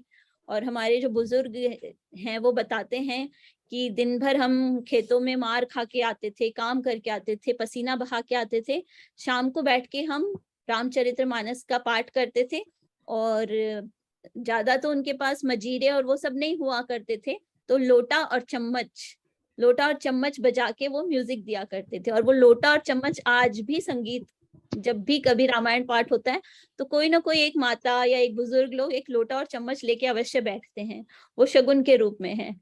तो ये पुरानी बातें हैं और यही उनका संबल था। जो विकट परिस्थितियां थी, बहुत आधी भूख रह के वो काम करते थे, तो रामायण उनकी संबल बनी उन दिनों में। और आज भी वो ऐसा नहीं है कि आज कम हो गया है उसका महत्व, आज बल्कि महत्व बढ़ता जा रहा है। 5 पीढ़ियां, 6 पीढ़ियां, 6th जनरेशन के लोग हैं ये, लेकिन आज भी रामायण को उसी आस्था से, विश्वास से, उसी के साथ पूजा की जाती है इसकी। और यहाँ जो शादियां होती हैं तो उसमें बहुत आम सी बात है कि सारी रीति रिवाज होते हैं। जो बिहार में मैं जैसे आप लोग शायद जुड़े होंगे, इमली घुटाई है, बहुत सारी विधियां हैं जो बिहार में दिखाई देती हैं, वो आज भी एज इट इज यहाँ होती है। जो हरीश की पूजा होती है, बहुत सारी चीजें हैं, मुझे अभी ध्यान नहीं आ रही है वो एक एक जो विधि है, लेकिन वो यहाँ पूरी पूरी फॉलो की जाती है। एक नाऊ आता है, नाऊ के काम होते हैं, नाऊ की अलग दक्षिणा होती है, आचार्य की अलग दक्षिणा होती है, ये पूजा होती है, वो पूजा होती है। मामा आता है, मामा ये देगा, मौसी ये देगी, फूफा ये देगा, जवाई ये करेगा। ये चीजें मतलब विदेशों में जाके हिंदू संस्कृति की बात होती है तो ये सारी चीजें छूट जाती हैं। जो विधियां हैं, जो विवाह की विधियां हैं, मुंडन की विधियां हैं। कल परसों ये एक माता आई थी कि बच्चे के जटा हो गई है तो इसका क्या करना चाहिए, तो उन्हें बताया गया था कि जटा को ऐसे ही नहीं करना, ऐसे ही नहीं कटवा सकते आप, उसको कटवा के बहाना चाहिए, एक विधि की पूजा होनी चाहिए। तो इस तरह की चीजें भी फॉलो होती हैं। एक डॉक्टर हैं, अभी कुछ दिनों पहले डॉक्टर एक रिटायर हुई थी, तो उन्होंने अपने घर पे एक पूजा रखी थी, हमें निमंत्रण था उसमें। तो हमने पूछा कौन सी पूजा है, तो उन्होंने बताया कि क्षमा प्रार्थना पूजा है। मैंने कभी किसी डॉक्टर को क्षमा प्रार्थना पूजा करते कहीं नहीं देखा कि मैं डॉक्टर हूँ, मैंने काम किया है, 30 साल 40 साल मैं डॉक्टर रही हूँ, कभी किसी को दवाई देने में गलती हुई होगी, कभी किसी को कोई गलत दवाई दी गई होगी, कभी किसी को मैंने अपनी प्रायोरिटी, मेरी प्रायोरिटी वो था, पेशेंट था, लेकिन मैं घर जल्दी आ गई होंगी। तो बहुत सारी गलतियां हुई हैं इस नौकरी के दौरान, और अब मैं रिटायर हुई हूँ तो मैं क्षमा प्रार्थना पूजा करना चाहती हूँ। ये मॉरिशस में आज की स्थिति है। और उन्होंने बहुत बड़ी पूजा रखी, आचार्यों को बुलाया, इतना बड़ा महाप्रसाद किया, 300-400 लोग उनके तो सर्कल में, वो भी क्लोज लोगों को ही बुलाया था उन्होंने, 300-400 लोगों को भोजन करवाया। तो इस तरह की हिंदू संस्कृति आज भी मॉरिशस में जीवित है, और जीवित ही नहीं है, फल फूल रही है वो। और छोटी छोटी चीजें हैं। और जो हम फेस्टिवल्स की बात करते हैं, त्योहारों की बात कर रहे हैं, अभी विवेक मणि जी कह रहे थे कि युवाओं को बहुत मुश्किल होती है धर्म के कार्यों में जोड़ने के लिए, लेकिन ये मैं गर्व से कहती हूँ कि मॉरिशस के जो त्योहार हैं, हिंदू संस्कृति के त्योहार हैं, वो युवाओं की बदौलत ही जीवित हैं। जो महाशिवरात्रि का पर्व होता है, मॉरिशस का सबसे बड़ा पर्व है महाशिवरात्रि। न्यू ईयर, क्रिसमस, ये कोई पर्व बहुत बड़े नहीं है यहाँ। मॉरिशस का सबसे बड़ा पर्व है महाशिवरात्रि। और मॉरिशस का एकमात्र हिंदू तीर्थ स्थल है गंगा तालाब। वहाँ मतलब हिंदू, जब हम बात कर रहे हैं कि 50% हिंदू हैं, तो 13 लाख की आबादी में से कितने हो गए 50%? 6.5 लाख। लेकिन गंगा तालाब महाशिवरात्रि में 9-10 लाख लोग गंगा तालाब पहुंचते हैं। तो आप अंदाजा लगा सकते हैं कि एक नॉन हिंदू को भी कितना इस त्योहार से जुड़ाव है कि वो गंगा तालाब पहुंच जाता है। एक क्रिश्चियन पहुंच जाता है गंगा तालाब लोगों का उत्सव देखने, एक मुस्लिम पहुंच जाता है, अन्य जो समाज के लोग हैं वो पहुंच जाते हैं गंगा तालाब, क्योंकि उत्सव इतना बड़ा होता है। और मॉरिशस कावड़ हमारे यहाँ श्रावण में नहीं उठाई जाती है। मॉरिशस में श्रावण जो कावड़ है वो महाशिवरात्रि पे उठाई जाती है। और महाशिवरात्रि एक दिन का पर्व नहीं होता है, मॉरिशस में 1 हफ्ते का पर्व होता है। और 1 महीना कहूँ तो भी कोई बड़ी बात नहीं है, क्योंकि 1 महीने पहले लोग यहाँ वेजिटेरियन हो जाते हैं। जो कावड़ उठाएंगे वो कंप्लीट वेजिटेरियन हो जाते हैं, नॉनवेज खाना बंद कर देते हैं कि हम कावड़ उठाएंगे, हम कावड़ ले जाएंगे गंगा तालाब। तो वो 1 महीने पहले नॉनवेज खाना छोड़ देते हैं। तो 1 महीने का पर्व कहती हूँ, और कावड़ बनाना शुरू कर देते हैं। कावड़ यहाँ वो सिर्फ कंधे पे 2 लोटे ले जाना वाली कावड़ नहीं होती, यहाँ पूरी झांकी बनाई जाती है। पूरे बड़े शिवजी बनाए जाते हैं, कभी कृष्ण की झांकी होती है, कभी दुर्गा माँ की झांकी होती है, और उसे कंधों पे ले जाया जाता है। कई बार उसमें टायर लगा के एक झांकी की तरह हर गांव से झांकी, जिसे कावड़ कहते हैं, वो गंगा तालाब पहुंचती है, और गंगा तालाब में हजारों कावड़ पहुंचती हैं, और वो सारी कावड़ युवाओं के कंधे चढ़ के पहुंचती है। ये बड़ी बात है। जितने भी कावड़ उठाने वाले हैं वो युवा हैं मॉरिशस में। तो और मैंने अभी एक हिंदुइज्म टुडे जो मैगजीन आती है, जो विश्व भर की सबसे बड़ी पत्रिका है हिंदुइज्म को लेकर, उसके मैं लिखती हूँ आर्टिकल। मैंने उसमें हिंदुइज्म इन मॉरिशस पे एक आर्टिकल लिखा था यूथ को लेके। तो उसमें दुनिया भर से मुझे फीडबैक मिलते हैं, मेल आते हैं कि हमें बहुत आश्चर्य होता है कि हिंद महासागर का एक छोटा सा टापू देश है जिसका नाम मॉरिशस है। हमें तो पता भी नहीं मॉरिशस, हमें कोई मैप में दिखाने कहे तो हम बता नहीं सकते मॉरिशस कहाँ है। लेकिन इस आर्टिकल को पढ़ने के बाद हमें इतना गर्व हो रहा है कि एक ऐसा टापू देश है हिंद महासागर में जो ये कहता है कि युवाओं ने यहाँ धर्म को, हिंदू संस्कृति को जिंदा रखा है। तो उन्हें इतनी सुंदर सुंदर बातें लिखकर, ईमेल लिखकर भेजते हैं वो मुझे। तो बहुत खुशी होती है कि मैं मॉरिशस को साझा कर पाती हूँ इतने सारे लोगों से, यहाँ की हिंदू संस्कृति को साझा कर पाती हूँ। और महाशिवरात्रि के अलावा अभी 9 दिन की हमने दुर्गा पूजा मनाई, और 9 दिन की दुर्गा पूजा में हम जहाँ मंदिर जाते हैं, यहाँ हमारे गांव का जो मंदिर है, आपको विश्वास होगा कि 9 दिन के जो 9 जजमान होते हैं, वो 9 जजमान सब ऐसे लोग थे जिनके बच्चों के जन्मदिन थे। वो जन्मदिन में आकर मंदिरों में जजमान बनते हैं कि हम जजमान बनना चाहते हैं, हम पूजा लेना चाहते हैं, और 9 दिन महाप्रसाद होता है। मंदिर में कम से कम 700, 800, कभी 1000, 1200 लोग भी हो जाते हैं। तो उन सबको भोजन करवाना और अपने बच्चे का जन्मदिन बनाना, और जन्मदिन होता है तो हमारी जो संस्कृत क्लास की टोली है वो जब पूजा के बाद संस्कृत गाने के साथ उनका बर्थडे भी मनाते हैं। जन्मदिन निदम अई प्रिय सखे, इस तरह से गीत गाते हैं बच्चे।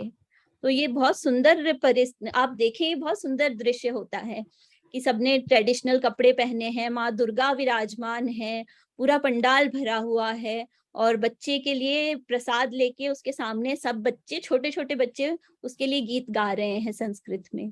तो ये मॉरिशस है, ये मॉरिशस की हिंदू संस्कृति है। अगर ये एक दृश्य अगर आपको परिचय नहीं करवा पाता मॉरिशस में हिंदू संस्कृति का, तो मैं नहीं जानती आपको किस तरह से एहसास होगा कि इस मॉरिशस में हिंदू संस्कृति की जड़ें कितनी गहरी हैं। और फिर गणेश चतुर्थी होती है। गणेश चतुर्थी में पहले एक चीज मैं और बताना चाहूंगी कि मॉरिशस में जो मराठी है, जो हिंदू हम कहते हैं वो उन्हीं को कहते हैं जो बिहार से आए हुए हैं। मराठी जो हैं वो हम जानते हैं कि हिंदू हैं, लेकिन उन्हें मराठी कहा जाता है। तमिल तेलुगु को तमिल तेलुगु कहा जाता है। लेकिन हम आपस में, हमको पता है कि हम एक बृहद जब हिंदू परिवार की बात करते हैं तो तमिल तेलुगु मराठी सब हम एक ही परिवार का हिस्सा हैं। लेकिन जो गणेश चतुर्थी है, जो पब्लिक हॉलीडे है, जो सरकार का पब्लिक हॉलीडे है, उसमें गणेश चतुर्थी की छुट्टी जो है वो मराठी समुदाय के नाम से निकली हुई है। अब वो उसका फायदा तो सभी हिंदू उठाते हैं, लेकिन ये एक हमारे लिए, जैसे हम कहते हैं कि फायदे की बात है कि अलग अलग समुदाय हैं तो सबके लिए एक एक छुट्टी है। उगादी जो जिसे हम चैत्र प्रतिपदा कहते हैं, जो चैत्र नवरात्रि होती है, उसका पहला दिन वो उगादी का दिन होता है। वो तमिल तेलुगु समुदाय के नाम से उसकी पब्लिक हॉलीडे होती है। और दिवाली की छुट्टी होती है, और इस तरह से थाईपुसम कावेरी की छुट्टी होती है। वो भी जो दक्षिण भारतीय मॉरिशस में रहते हैं, जो तमिल तेलुगु समुदाय है, उनके नाम से छुट्टियां होती है। लेकिन वो सब हम मनाते हैं कि भले ही उनके नाम से है, लेकिन उगादी हमारा दिन है, सभी हिंदू मनाते हैं। तो जो गणेश चतुर्थी है वो पहले बहुत बड़ा त्योहार नहीं हुआ करता था, सब घरों में गणेश जी की पूजा करते थे। लेकिन जैसे जैसे ग्लोबलाइजेशन हुआ, भारत से आना जाना बढ़ा, और जो सोशल मीडिया बढ़ा, तो पता चला कि कितने उत्सव से विश्व भर में, या विशेष रूप से भारत में, महाराष्ट्र में कितने अच्छे से गणपति मनाई जाती है। और उसका प्रभाव फिर धीरे धीरे मॉरिशस भी आया। अब यहाँ भारत से इतनी सुंदर सुंदर बड़ी बड़ी मूर्तियां आती हैं। मूर्तियों की साइज भी बढ़ने लगी। पहले छोटे छोटी मूर्तियां घर पे लोग गणेश जी की पूजा करते थे, फिर लोगों ने मूर्तियां बैठानी शुरू करी, लोगों ने मिट्टी से अब बनाना भी शुरू किया है। मॉरिशस में ही मिट्टी से मूर्तियां बनती हैं और लोगों के घर में बैठाते हैं। और इतनी सारी बीचेस हैं मॉरिशस में, जो गणेश चतुर्थी का पर्व है उस दिन आप मॉरिशस की इतनी सुंदर सुंदर बीचेस हैं वहां चले जाइए, सब जगह ढोल नगाड़े बज रहे हैं, उत्सव मन रहा है, प्रसाद बट रहा है और एकदम दिव्य वातावरण होता है।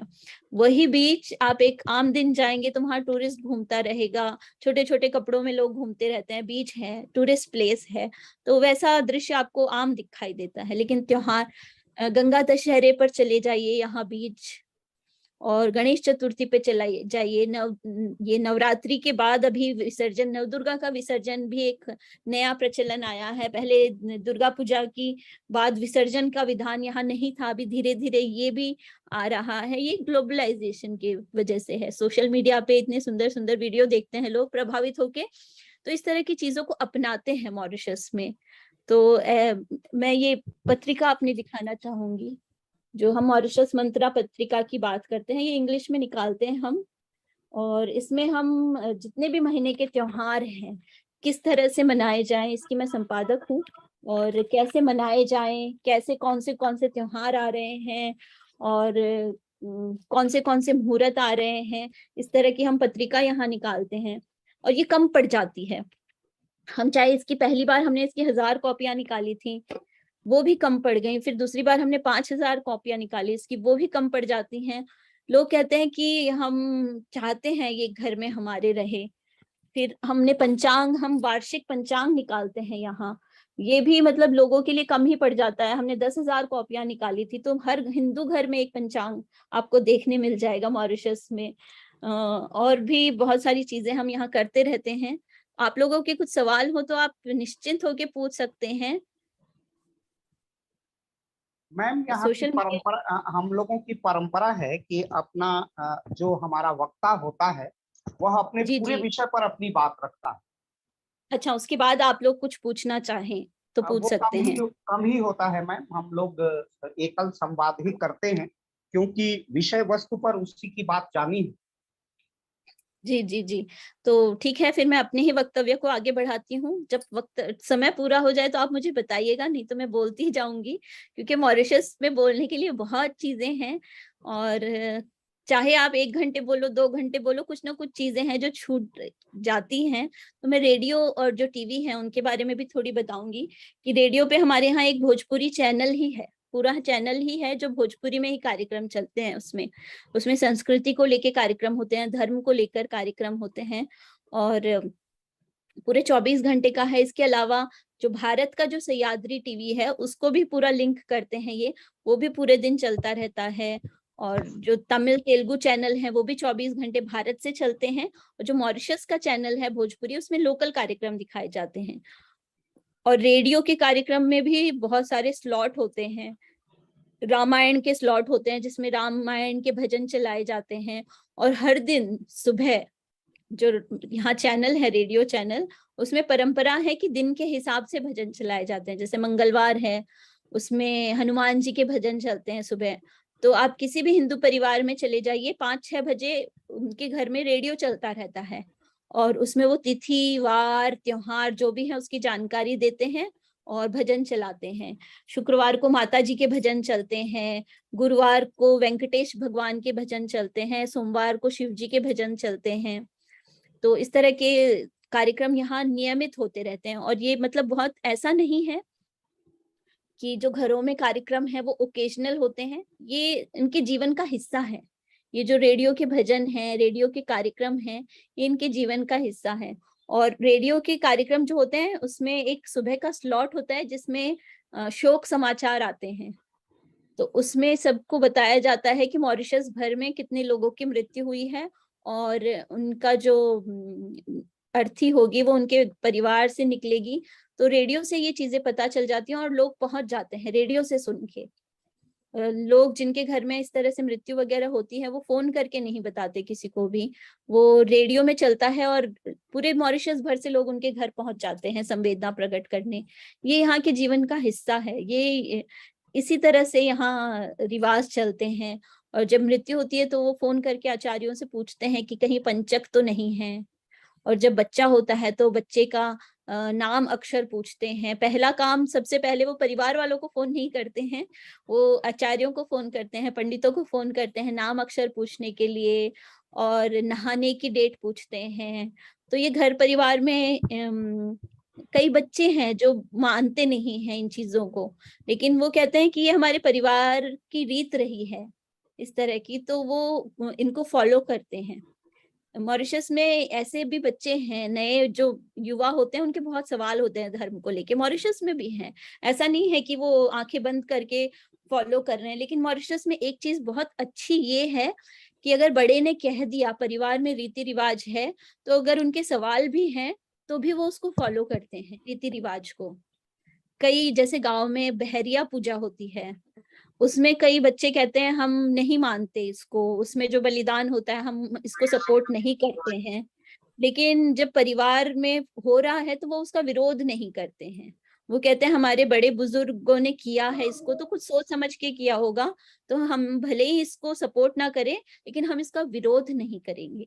ये बहुत अच्छी बात है। और मॉरिशस में जो अभी दिवाली आ रही है उसके लिए बहुत सारे दिवाली नाइट के कार्यक्रम हैं।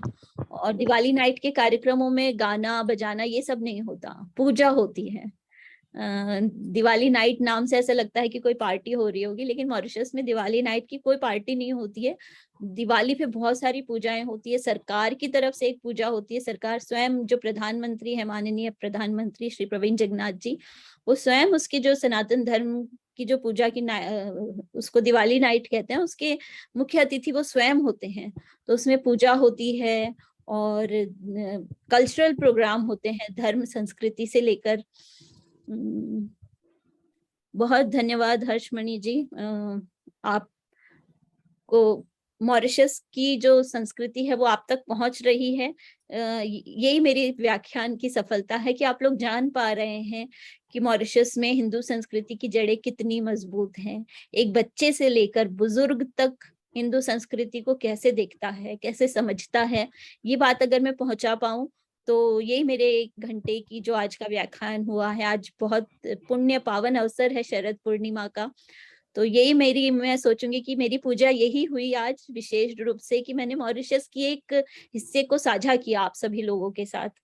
और मैं जब बता रही थी कि जैसे डॉक्टर ने एक क्षमा प्रार्थना पूजा रखी, तो मॉरिशस में एक परंपरा ये भी है कि जो पेरेंट्स होते हैं, बच्चे का जन्मदिन होता है तो जो समृद्ध हैं वो कुछ ना कुछ चेक अपना निकाल के रखते हैं। जैसे 3 बच्चे हैं, मैं एग्जाम्पल इसलिए बता पा रही हूँ क्योंकि हम मंदिर से जुड़े हुए लोग हैं, मेरे पति स्वयं आचार्य हैं, तो उनके पास इस तरह से लोग आते रहते हैं और हमको इन सब चीजों की बहुत जानकारी होती है क्योंकि हम इन्हीं लोगों में रहते हैं। हम कोई बहुत डॉक्टर्स वगैरह में नहीं रहते, हम इंजीनियर्स IT सेक्टर वालों में नहीं रहते। मैं पत्रकारों के साथ रहती हूँ और जो लेखक गण हैं उनके साथ रहती हूँ, लेकिन वो भी पूरा समुदाय इतना धार्मिक है।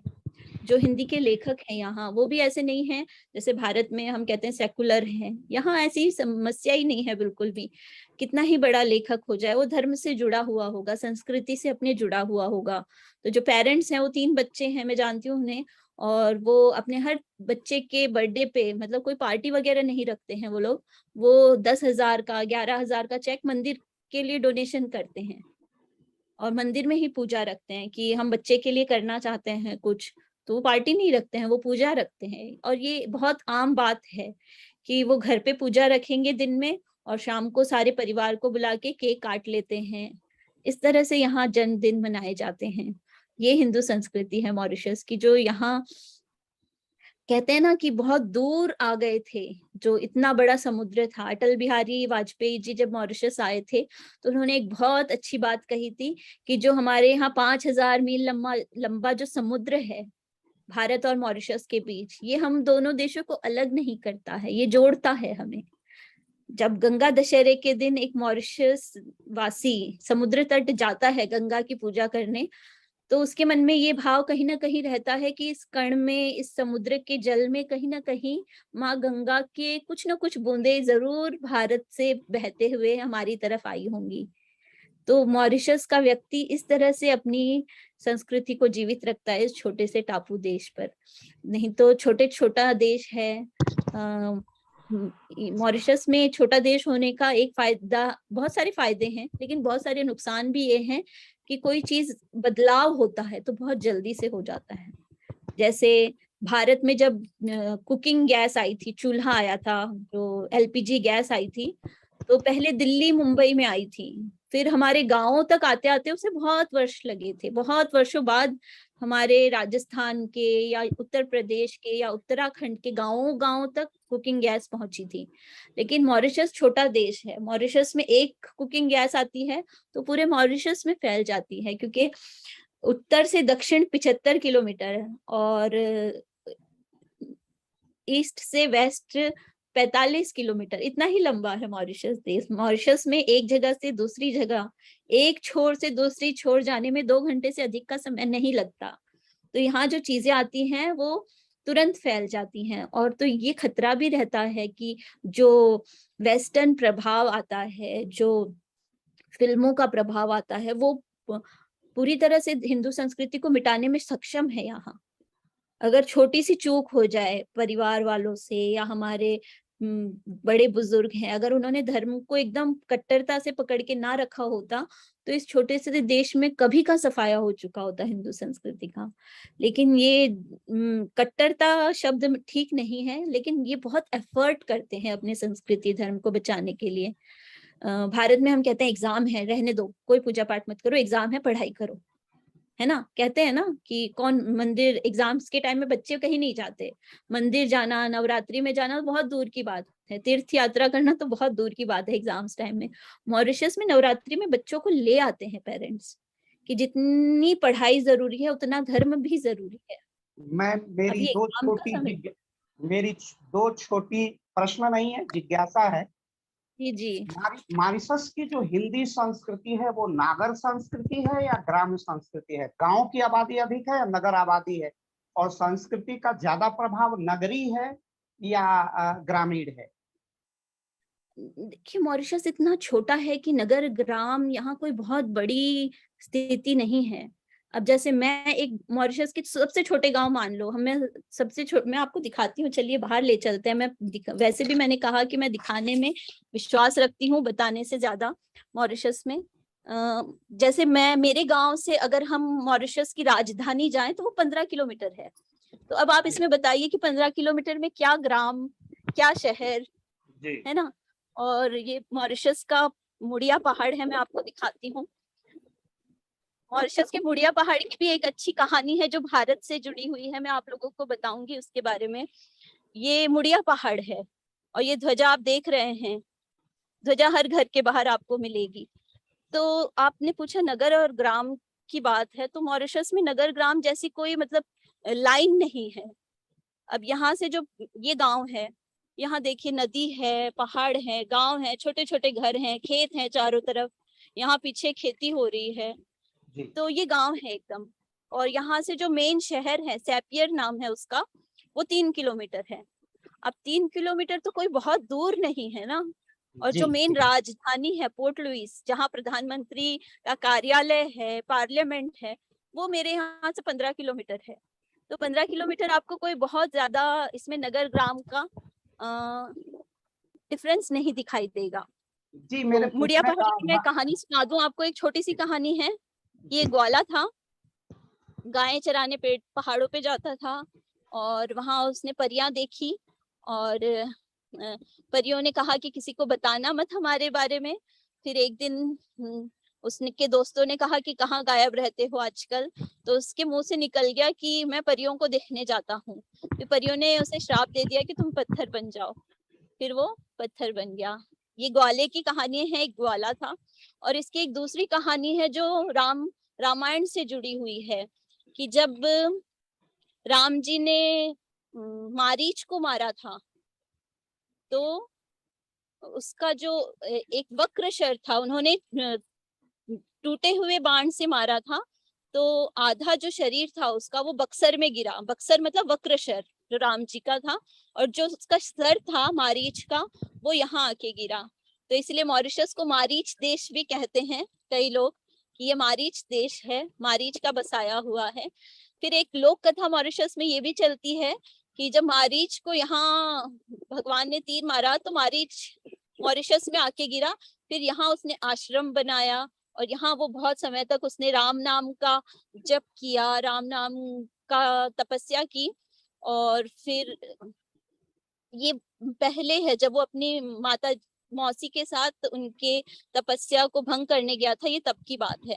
फिर जब रावण आया मॉरिशस, कहते हैं कि रावण मॉरिशस आया और उसने कहा कि आप सीता हरण में हमारी मदद करिए। फिर राम जी ने जब उसका वध किया कि मैं रावण के हाथों मारा जाऊं, उससे बेहतर है कि मैं राम जी के हाथों मारा जाऊं। फिर मारीच ने राम जी के हाथों मरना स्वीकार किया और जब वो मर रहा था तो उसने एक वचन लिया राम जी से कि मेरे जो ये धरती है जहां मैंने आश्रम बनाया है वहां सदैव राम नाम का संकीर्तन होता रहे। और इस तरह की कहानियों से मॉरिशस के लोगों ने अपनी संस्कृति को यहाँ जीवित रखा। और इस तरह की बहुत कहानियां चलती हैं। जो गंगा तालाब है उसमें कहानी चलती है कि शिव पार्वती यहाँ विश्राम करते थे। पहले अंदर आ जाते हैं हम, फिर हमारी कहानियां आगे बढ़ाएंगे। तो इस तरह की कहानियां यहाँ चलती हैं कि छोटी छोटी धर्म को लेके बहुत सारी कहानियां, और जो इस संस्कृति को जीवित रखती हैं। एक रामायण में आपको दिखाती हूँ, ये 100 वर्ष पुरानी रामायण है और ऐसी चीज सिर्फ मेरे पास नहीं है, मॉरिशस के घरों घरों में मिल जाएगी। ये 100 वर्ष हो जाएंगे। इसमें स्वयं काशी नरेश का आरंभिक वक्तव्य है, वो ईश्वर प्रसाद नारायण सिंह स्वर्गीय काशी नरेश का इसमें वक्तव्य है। और इस तरह के जो अमूल्य चीजें हैं, अमूल्य धरोहर है, वो मॉरिशस के घर घर में मिल जाती हैं। तो ये मॉरिशस के जो संस्कृति की है वो एक छोटी सी झांकी मैंने आप लोगों के समक्ष प्रस्तुत की। आशा है आप लोग मॉरिशस को थोड़ा और अच्छे से जान पाए होंगे। छोटी छोटी एग्जाम्पल देके मैंने आपको समझाने की कोशिश की है। तो इसी के साथ मैं अपनी बात को विराम देती हूँ। बहुत अच्छा लगा। मॉरिशस को हम लोगों ने समझा। जब भारत से मॉरिशस में माइग्रेशन हो रहा था तो वो गिरमटिया मजदूर थे, कृषक संस्कृति लेके गए थे उत्तर प्रदेश, पूर्वी उत्तर प्रदेश के हम लोग स्वयं हैं। तो जो भोजपुरी भाषी लोग गए थे, भोजपुरी वहाँ बहुत बहुतायत बोली जाती है और हम लोगों ने बहुत सुना है साहित्यकारों से। और वहाँ बहुत पहले लक्ष्मी नारायण चतुर्वेदी से ही हिंदी साहित्य का वहाँ आरंभ हो जाता है और फिर धुरंधर जी तक वहाँ की हिंदी साहित्य की एक समृद्ध परंपरा है। वो सब हम लोग देखते सुनते आए हैं, पढ़ते भी आए हैं जी। तो आपने जो वहाँ की जो भौगोलिक जलवायु, इस समय लगभग वहाँ शुष्क सर्दी का मौसम होगा। सर्दियां यहाँ जा रही हैं, अभी यहाँ सर्दियां जा रही हैं, गर्मियां और फिर गर्मियों का आगमन हो रहा है। तो उस जलवायु में भारत की धरती के लाल गए, वहां बसे और धर्म ही उनका प्राण था। वह जलवायु से इतना आक्रांत रहने वाला महाद्वीप है, उसमें जो अस्तित्व का आधार था वो हिंदुत्व था, हिंदू सनातन धर्म था। जब भी हमारी संकट की बेला आती है तो अस्तित्व के संकट और अस्तित्व की पहचान का एक बड़ा आधार धर्म होता है और वो सनातन धर्म है। और जब भी हम माइग्रेशन करते हैं तो हमारे लिए सर्वाइवल एक बड़ा प्रश्न होता है। हमारे लिए वहाँ उत्तरजीवी रहना बड़ा महत्वपूर्ण होता है और धर्म उत्तरजीविता का साधन है। मॉरिशस के लोगों से अधिक कोई नहीं जान सकता। आज कम्युनिकेशन है, विज्ञान और तकनीक का महत्व बढ़ा है और वहाँ के व्यापार में भी अब कृषि की जगह पर सेवा, पब्लिक सेक्टर, सर्विस सेक्टर का महत्व बढ़ रहा है। नहीं तो वहाँ के आबादी का लगभग 42% वहाँ कृषि और उसके गन्ने की खेती पर आधारित वहाँ की अर्थव्यवस्था थी। अर्थव्यवस्था में आमूलचूल परिवर्तन हुआ है। 500 किलोमीटर की दूरी पर एकदम फ्रांस है और जो नया वो कौन सा वो बंदरगाह है, रीनियन बंदरगाह है वहां से। तो इसमें बीच में भारत की संस्कृति और सभ्यता को बचाए रखना, और बचाए इसलिए रखना कि वही अस्तित्व का प्रश्न बन गया था, हमारे अस्तित्व की रक्षा, हमारी पहचान का प्रश्न था। तो वो हिंदुत्व वहां पुष्पित और पल्लवित हो रहा है। और रामायण हमारे भी भोजपुरी में, हमनी के भी कहे नहीं जा कि रामायण का अर्थ रामचरितमानस से ही लगाते हैं। रामायण का मतलब रामचरितमानस, लेकिन वहां रामचरितमानस जीवित है, वहां रामायण जीवित है। चूंकि परिकल्पना का जो रामायण है, जो राम का नायकत्व है, उसकी प्रथम अभिव्यक्ति रामायण में होती है, महर्षि वाल्मीकि में होती है। आज उनकी जन्म जयंती भी है, तो हम श्रद्धा पूर्वक उन्हें नमन भी करते हैं, अपना प्रणाम निवेदित करते हैं कि राम जैसे नायक को वैश्विक स्तर पर पहचान दिलाने में महर्षि वाल्मीकि, और क्या पूछना है पूज्यपाद गोस्वामी तुलसीदास जी का, राम जैसा नायक और तुलसी जैसा गायक हो तो उसकी वैश्विक पहचान तो मिलनी एक नैसर्गिक प्रक्रिया है। और हमारी भोजपुरी भी मॉरिशस में गूंजती है। मैं सुन के धन्य भी हो गया, क्योंकि भोजपुरी के पास न तो नायक है न तो गायक है। भोजपुरी के पास नायकत्व तो बाद में विदेशिया शैली में आता है, तो भिखारी ठाकुर में आता है। उसके बड़े साहित्यकारों में भोलानाथ गहमरी, डॉक्टर विवेकी राय जैसे साहित्यकार होते हैं। अनिल आंजनेय, पांडे बेचन उग्र जैसे साहित्यकार हैं। लेकिन एक नायक है तो केवल वीर कुंवर सिंह में नायकत्व दिखाई देता है, जो बाद में है। पहले वीर लोरिक जैसे नायक रहे, लेकिन उस पर कोई आख्यान भोजपुरी साहित्य में नहीं बन पाया। वो भोजपुरी भी वहां जीवंत है, वहां की ग्राम्य नागर संस्कृति का मिश्रण। और सुन के बहुत अच्छा लगा, क्योंकि भौगोलिक परिधि बहुत सीमित है। प्रयागराज की आबादी भी मॉरिशस से अधिक है, दोगुनी आबादी का जनपद है प्रयागराज। तो आपने अभी रीनियन का जिक्र किया, मैं बहुत एक अच्छी चीज आपको बताना चाहूंगी। रीनियन जो है एक स्वतंत्र राष्ट्र नहीं है, मॉरिशस जितना ही है, मॉरिशस के बहुत पास है, लेकिन वो फ्रांस का आइलैंड कहलाता है। और मुझे कहीं ना कहीं लगता है कि वहाँ हिंदू संस्कृति, हिंदू कोई 6-7% ही है वहाँ सनातन संस्कृति को फॉलो करने वाले, जबकि मॉरिशस में बहुत सारे लोग थे। तो एक हिंदुओं में होता है कि हमारा स्वतंत्र राष्ट्र हो। वहां जो लोग थे उन्होंने फ्रांस के आधिपत्य में रहना स्वीकार किया, लेकिन जहां एक पड़ोसी देश है, दोनों पास पास में है, बहुत ही समानता है, बस ये है कि वहाँ हिंदू कम थे, तो वो उसने फ्रांस का आधिपत्य लिया। और मॉरिशस में हिंदू थे, तो उन्होंने स्वतंत्र राष्ट्र अपने आप को जागृति जगाई और स्वतंत्र राष्ट्र हुए आज।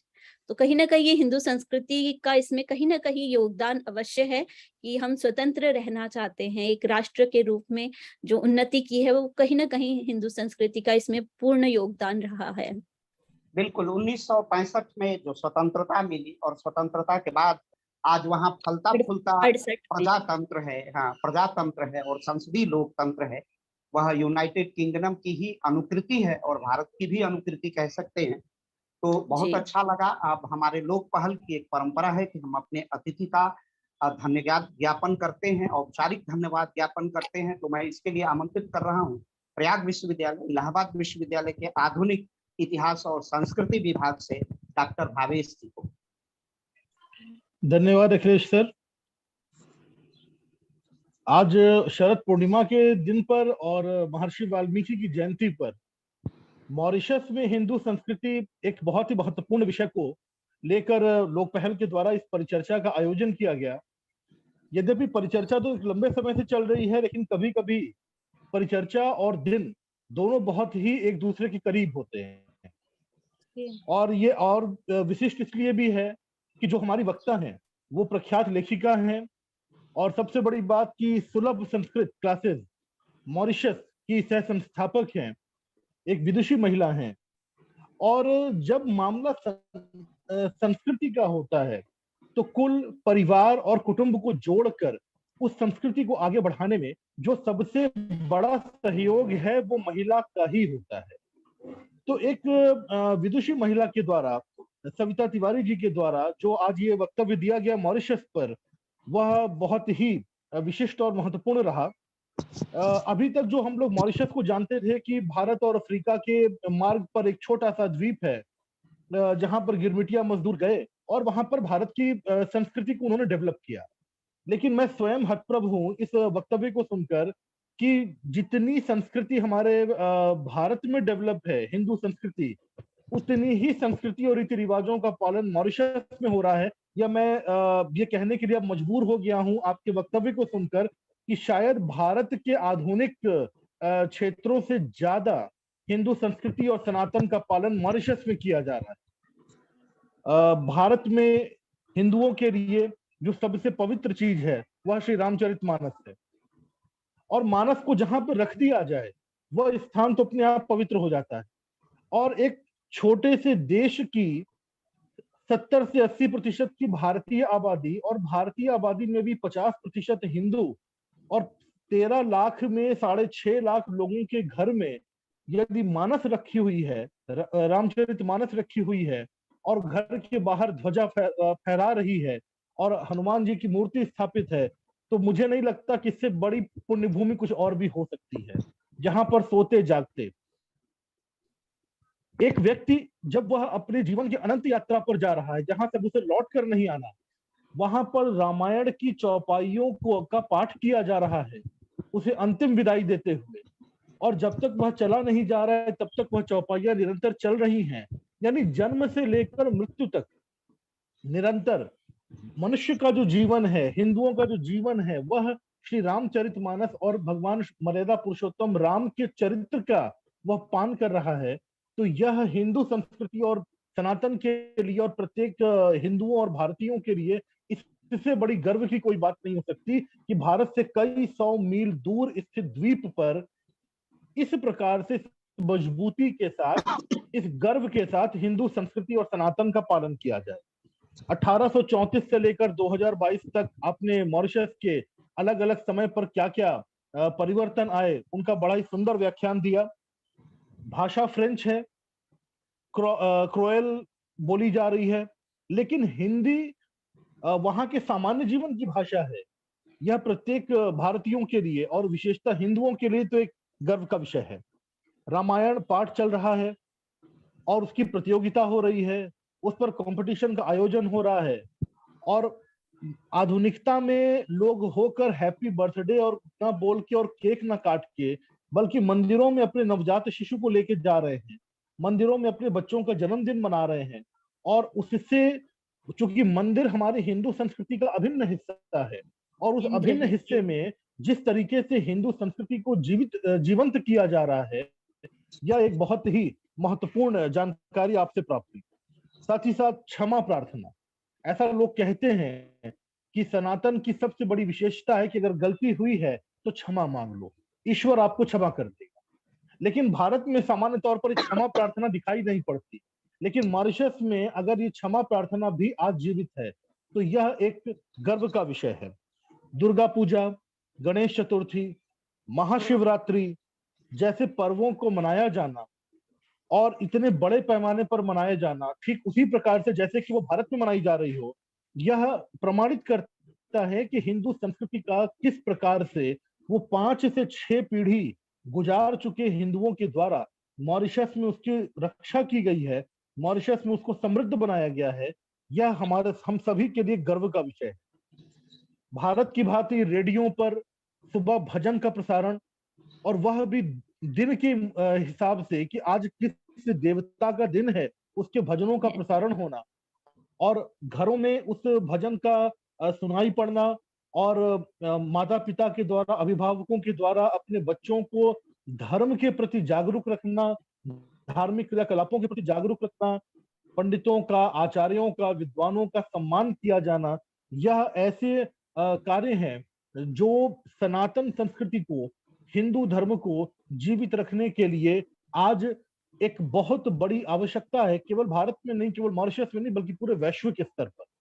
तो मॉरिशस में किस प्रकार से सरकार से लेकर एक सामान्य हिंदू तक हिंदू संस्कृतियों को जीवित रखने के लिए, हिंदू परंपराओं को आगे बढ़ाने के लिए, हिंदुत्व को समृद्धता प्रदान करने के लिए जिस प्रकार से अपने अपने स्तर पर प्रयास कर रहे हैं, पंचांग के माध्यम से या फिर रेडियो में प्रसारण के माध्यम से, मंदिरों में उत्सवों के माध्यम से, प्रधानमंत्री के द्वारा दीपावली पर किए जाने वाले आयोजनों के माध्यम से, या गंगा तालाब पर एक पूरे के पूरे अनुष्ठानों को करके उसको प्रमुख तीर्थ के रूप में विकसित करने के माध्यम से ये जो भी कार्य किए जा रहे हैं मॉरिशस में, निस्संदेह रूप से यह हिंदू धर्म, हिंदू संस्कृति और हमारी परंपराओं को अभी कई 100 वर्षों तक वहां समृद्ध रखेंगे। हम रहें ना रहें, लेकिन हमारी आने वाली जो पीढ़ियां होंगी निस्संदेह वह इससे लाभान्वित होंगी, ऐसा मुझे पूर्ण विश्वास है।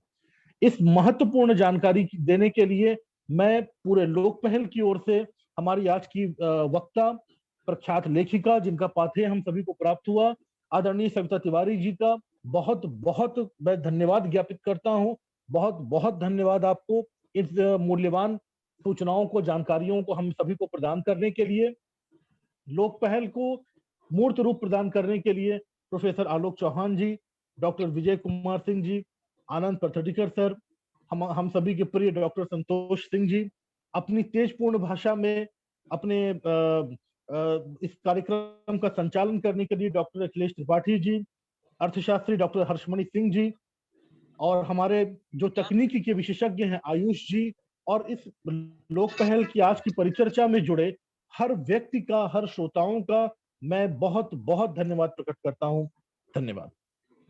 बहुत बहुत धन्यवाद डॉक्टर भावेश जी, आपने बहुत ही सुंदर समायोजन के साथ, संयोजन के साथ आज का धन्यवाद ज्ञापित किया। आपके लिए भी बहुत बहुत आभार। डॉक्टर सविता जी का मैं विशेष रूप से, आदरणीय सविता जी का मैं विशेष रूप से आभार प्रकट करूंगा कि उन्होंने बहुत सहज, बहुत सरल, क्योंकि वो कोमल हृदय हैं, साहित्यकार हैं, संवेदना की सूक्ष्म परख है और संवेदना की कलात्मक अभिव्यक्ति की सामर्थ्य है। आपने बहुत उसी कलात्मक और संवेदना की छुअन के साथ हमारे भारत को स्पर्श किया, और मुझे अब यह कहने में संकोच नहीं है कि जो अंग्रेजियत का रंग भारत में चढ़ा है, जिस प्रकार संस्कृति का तिरोहन हो रहा है, उसमें जागरण की आवश्यकता है और बहुत कुछ मॉरिशस से सीखने की आवश्यकता है कि वह उत्तरजीवी संस्कृति का जो मेरुदंड है वो सनातन और हिंदू संस्कृति है, और किस तरह वहाँ जीवंत है। 48% की आबादी वाला वहाँ हिंदू समाज, लगभग 48-50 कह लीजिए, और उसमें हाँ 50, अब 2011 की जनगणना के अनुसार मैं बोल रहा हूँ, जो आधिकारिक जी आधिकारिक वेबसाइट में, मॉरिशस की आधिकारिक वेबसाइट पर जो है उपलब्ध आंकड़े हैं, मैं उन्हीं तथ्यों को प्रस्तुत कर रहा हूँ। उसके अनुसार उसमें लगभग 68 से 68% वहाँ आधिकारिक आंकड़ा दिया गया है कि वहाँ हिंदू मतावलंबी हैं, सनातन मतावलंबी हैं, और उन्होंने, वो 70 हो गई होगी संख्या तो बढ़ेगी, लेकिन उसके बावजूद अपने अस्तित्व बोध की गहरी समझ से सनातन को अंगीकार करने की जो सामर्थ्य है वह अभूतपूर्व है, और भारत को उससे सीखने की आवश्यकता है। हम खुद, वो विद्यानिवास मिश्र जी ने अपना एक ललित निबंध लिखा है, आप तो स्वयं साहित्यकार हैं, राम की मर्यादा ही नहीं रही और वे विश्व नागरिक हो गए, कहीं हम उसी भटकाव की ओर है। वही दिग्भ्रम है, वही परिभ्रम है, उसको, उसके भ्रम का भंजन करना आवश्यक है, और भारत में पुनः उसी राम की संस्कृति के जागरण की आवश्यकता है। और हमें गर्व है कि उत्तर प्रदेश के एक अभूतपूर्व मुख्यमंत्री का मार्गदर्शन, नेतृत्व उत्तर प्रदेश को प्राप्त हो रहा है, देश को प्राप्त हो रहा है। आदरणीय मोदी जी का नेतृत्व उत्तर प्रदेश को प्राप्त हो रहा है, आदरणीय योगी जी का नेतृत्व, जहां सनातन के जागरण की और सनातन के प्राण प्रतिष्ठा की का सुअवसर उपलब्ध है। और मैं थोड़ा सा जाके अतिरेक न हो तो कहूं तो सनातन में पुंसत्व का भी जागरण हो रहा है, वह योगी और मोदी का कालखंड है। योगी जी में भारत की प्रत्याशा दिखाई देती है। आपका बहुत बहुत आभार, आपका बहुत बहुत अभिनंदन, और हम आपको इस लोक पहल परिवार से जोड़े रखेंगे इस नाते कि आपसे आप एक विशिष्ट रिश्ता है, संस्कृति का रिश्ता है, वसुधैव कुटुंबकम का रिश्ता है। आपको हम लोक पहल का ही मान के चलते हैं, और मैं प्रिज्यूम करना गलत नहीं है, आप हमारी ही हैं, हमारी आदरणीय है, श्रद्धेय हैं, और हम जब जब आपका आह्वान करेंगे, आपसे निवेदन करेंगे, विनम्र आग्रह करेंगे विवेक जी के माध्यम से, तो वो आप स्वीकार करेंगी, इसमें हम संशय नहीं मानते हैं। आपका बार बार अभिनंदन है, आपका बार बार स्वागत है, और आत्मीय आभार की अभिव्यक्ति करता हूं। और आपको मैं अपना सादर प्रणाम निवेदित करता हूँ पूरे लोक पहल परिवार के तरफ से। डॉक्टर विवेक मणि जी, डॉक्टर विवेक मणि जी मेरे बड़े अनन्य हैं, मेरे छोटे भाई हैं, उनका मैं विशेष आभार व्यक्त करता हूं कि लोक पहल को वैश्विक क्षितिज, उसको एक अनंत आकाश देने का कार्य कर रहे हैं डॉक्टर विवेक मणि जी का। छोटे भाई हैं तो हमारा हक भी है, आप पर बहुत हक है, स्नेह का हक है, आत्मीयता का हक है, अधिकार है, लेकिन मैं हृदय से निश्चल भाव से नैसर्गिक रूप से मैं आपका आभार इसलिए व्यक्त करता हूं कि मैं कभी भी कुछ कहूं तो उसमें ना तो आता ही नहीं है, वह असंभव को भी संभव करने की सामर्थ्य रखते हैं। इसलिए आपका विशेष आभार लोक पहल के तरफ से। कल की हम लोगों की मीटिंग भी बहुत सार्थक हुई है। सरिता जी को मेरा विशेष अभिवादन, विशेष सम्मान, स्नेह और उसका विनम्रता पूर्वक मेरा प्रणाम। और पूरे लोक पहल परिवार की इस व्याख्यान माला को आयोजित कराने में जो तकनीकी अनन्य सहयोग मिलता है वह आयुष त्यागी जी हैं। श्रीमान आयुष त्यागी जी को भी मेरा बहुत बहुत आभार। डॉक्टर आलोक चौहान सर को आभार, डॉक्टर विजय कुमार सिंह सर को बहुत बहुत आभार, डॉक्टर संतोष सिंह सर जो आज जुड़े भी थे उनका बहुत बहुत आभार, और सारे श्रोताओं मेरे विद्यार्थियों को बहुत बहुत आभार और धन्यवाद। आप लोगों की आज्ञा में एक कविता के साथ मैं इसको पूर्ण करना चाहूंगी आज का। बिल्कुल बिल्कुल बिल्कुल, स्वागत है, स्वागत है। एक कविता है गंगा तालाब, जो बिल्कुल बिल्कुल, बहुत स्वागत है। और मॉरिशस में तालाब है, एकमात्र हमारा तीर्थ स्थल है, उस पे लिखी गई है। और इस पुस्तक को जो मॉरिशस में हमारे माननीय योगी जी ने भी इसको आशीर्वाद भेजा था कि इस तरह की एक पुस्तक मॉरिशस में प्रकाशित हो रही है, उनका आशीर्वाद हमें प्राप्त हुआ था। मैम छोटी सी पुस्तक एक बार फिर दिखा दीजिए। मैं गंगा तालाब एक बार फिर योगी जी का एक बार पुनः दिखा दीजिए पुस्तक। जी जी, ये गंगा तालाब है जो मॉरिशस में है, और इसमें हर वर्ष जो शिवरात्रि का पर्व होता है उसमें भारत से लाकर गंगोत्री का जल मिलाया जाता है। तो और मैं दिखा देती हूँ जो हमारे माननीय योगी जी ने हमें भेजा था इसमें, इस पुस्तक के लिए। ये मॉरिशस के जब 50 वर्ष हुए थे आजादी के, तब ये पुस्तक निकाली थी। मॉरिशस के प्रमुख स्थलों पर आचार्य जी ने ही इसमें लेख लिखे थे, कविताएं लिखी थी।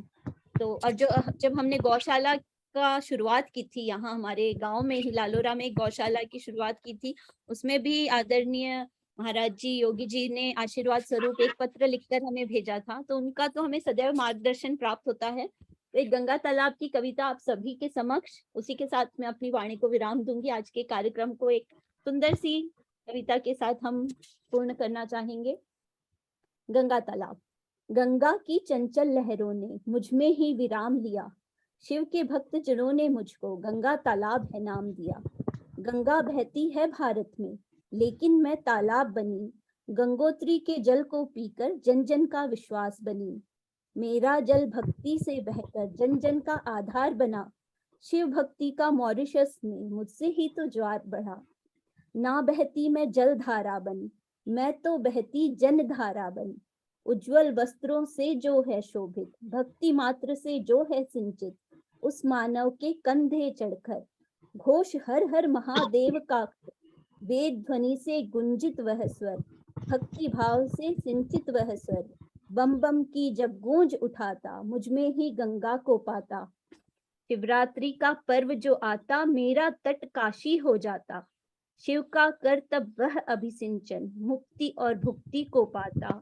नाम मेरा सार्थक हो जाता, जय गंगा माता। धन्यवाद। बहुत सुंदर, बहुत सुंदर, बहुत सुंदर।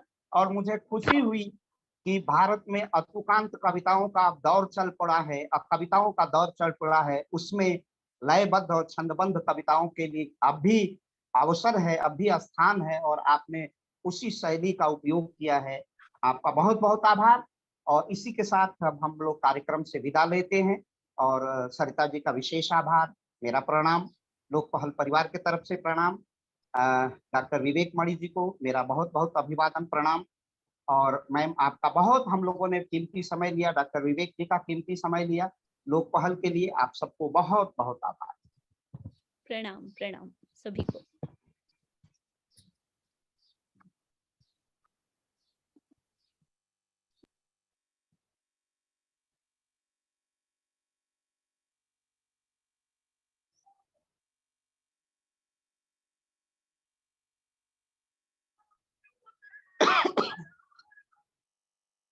हाँ आयुष जी, आप कार्यक्रम बंद कर सकते हैं आप।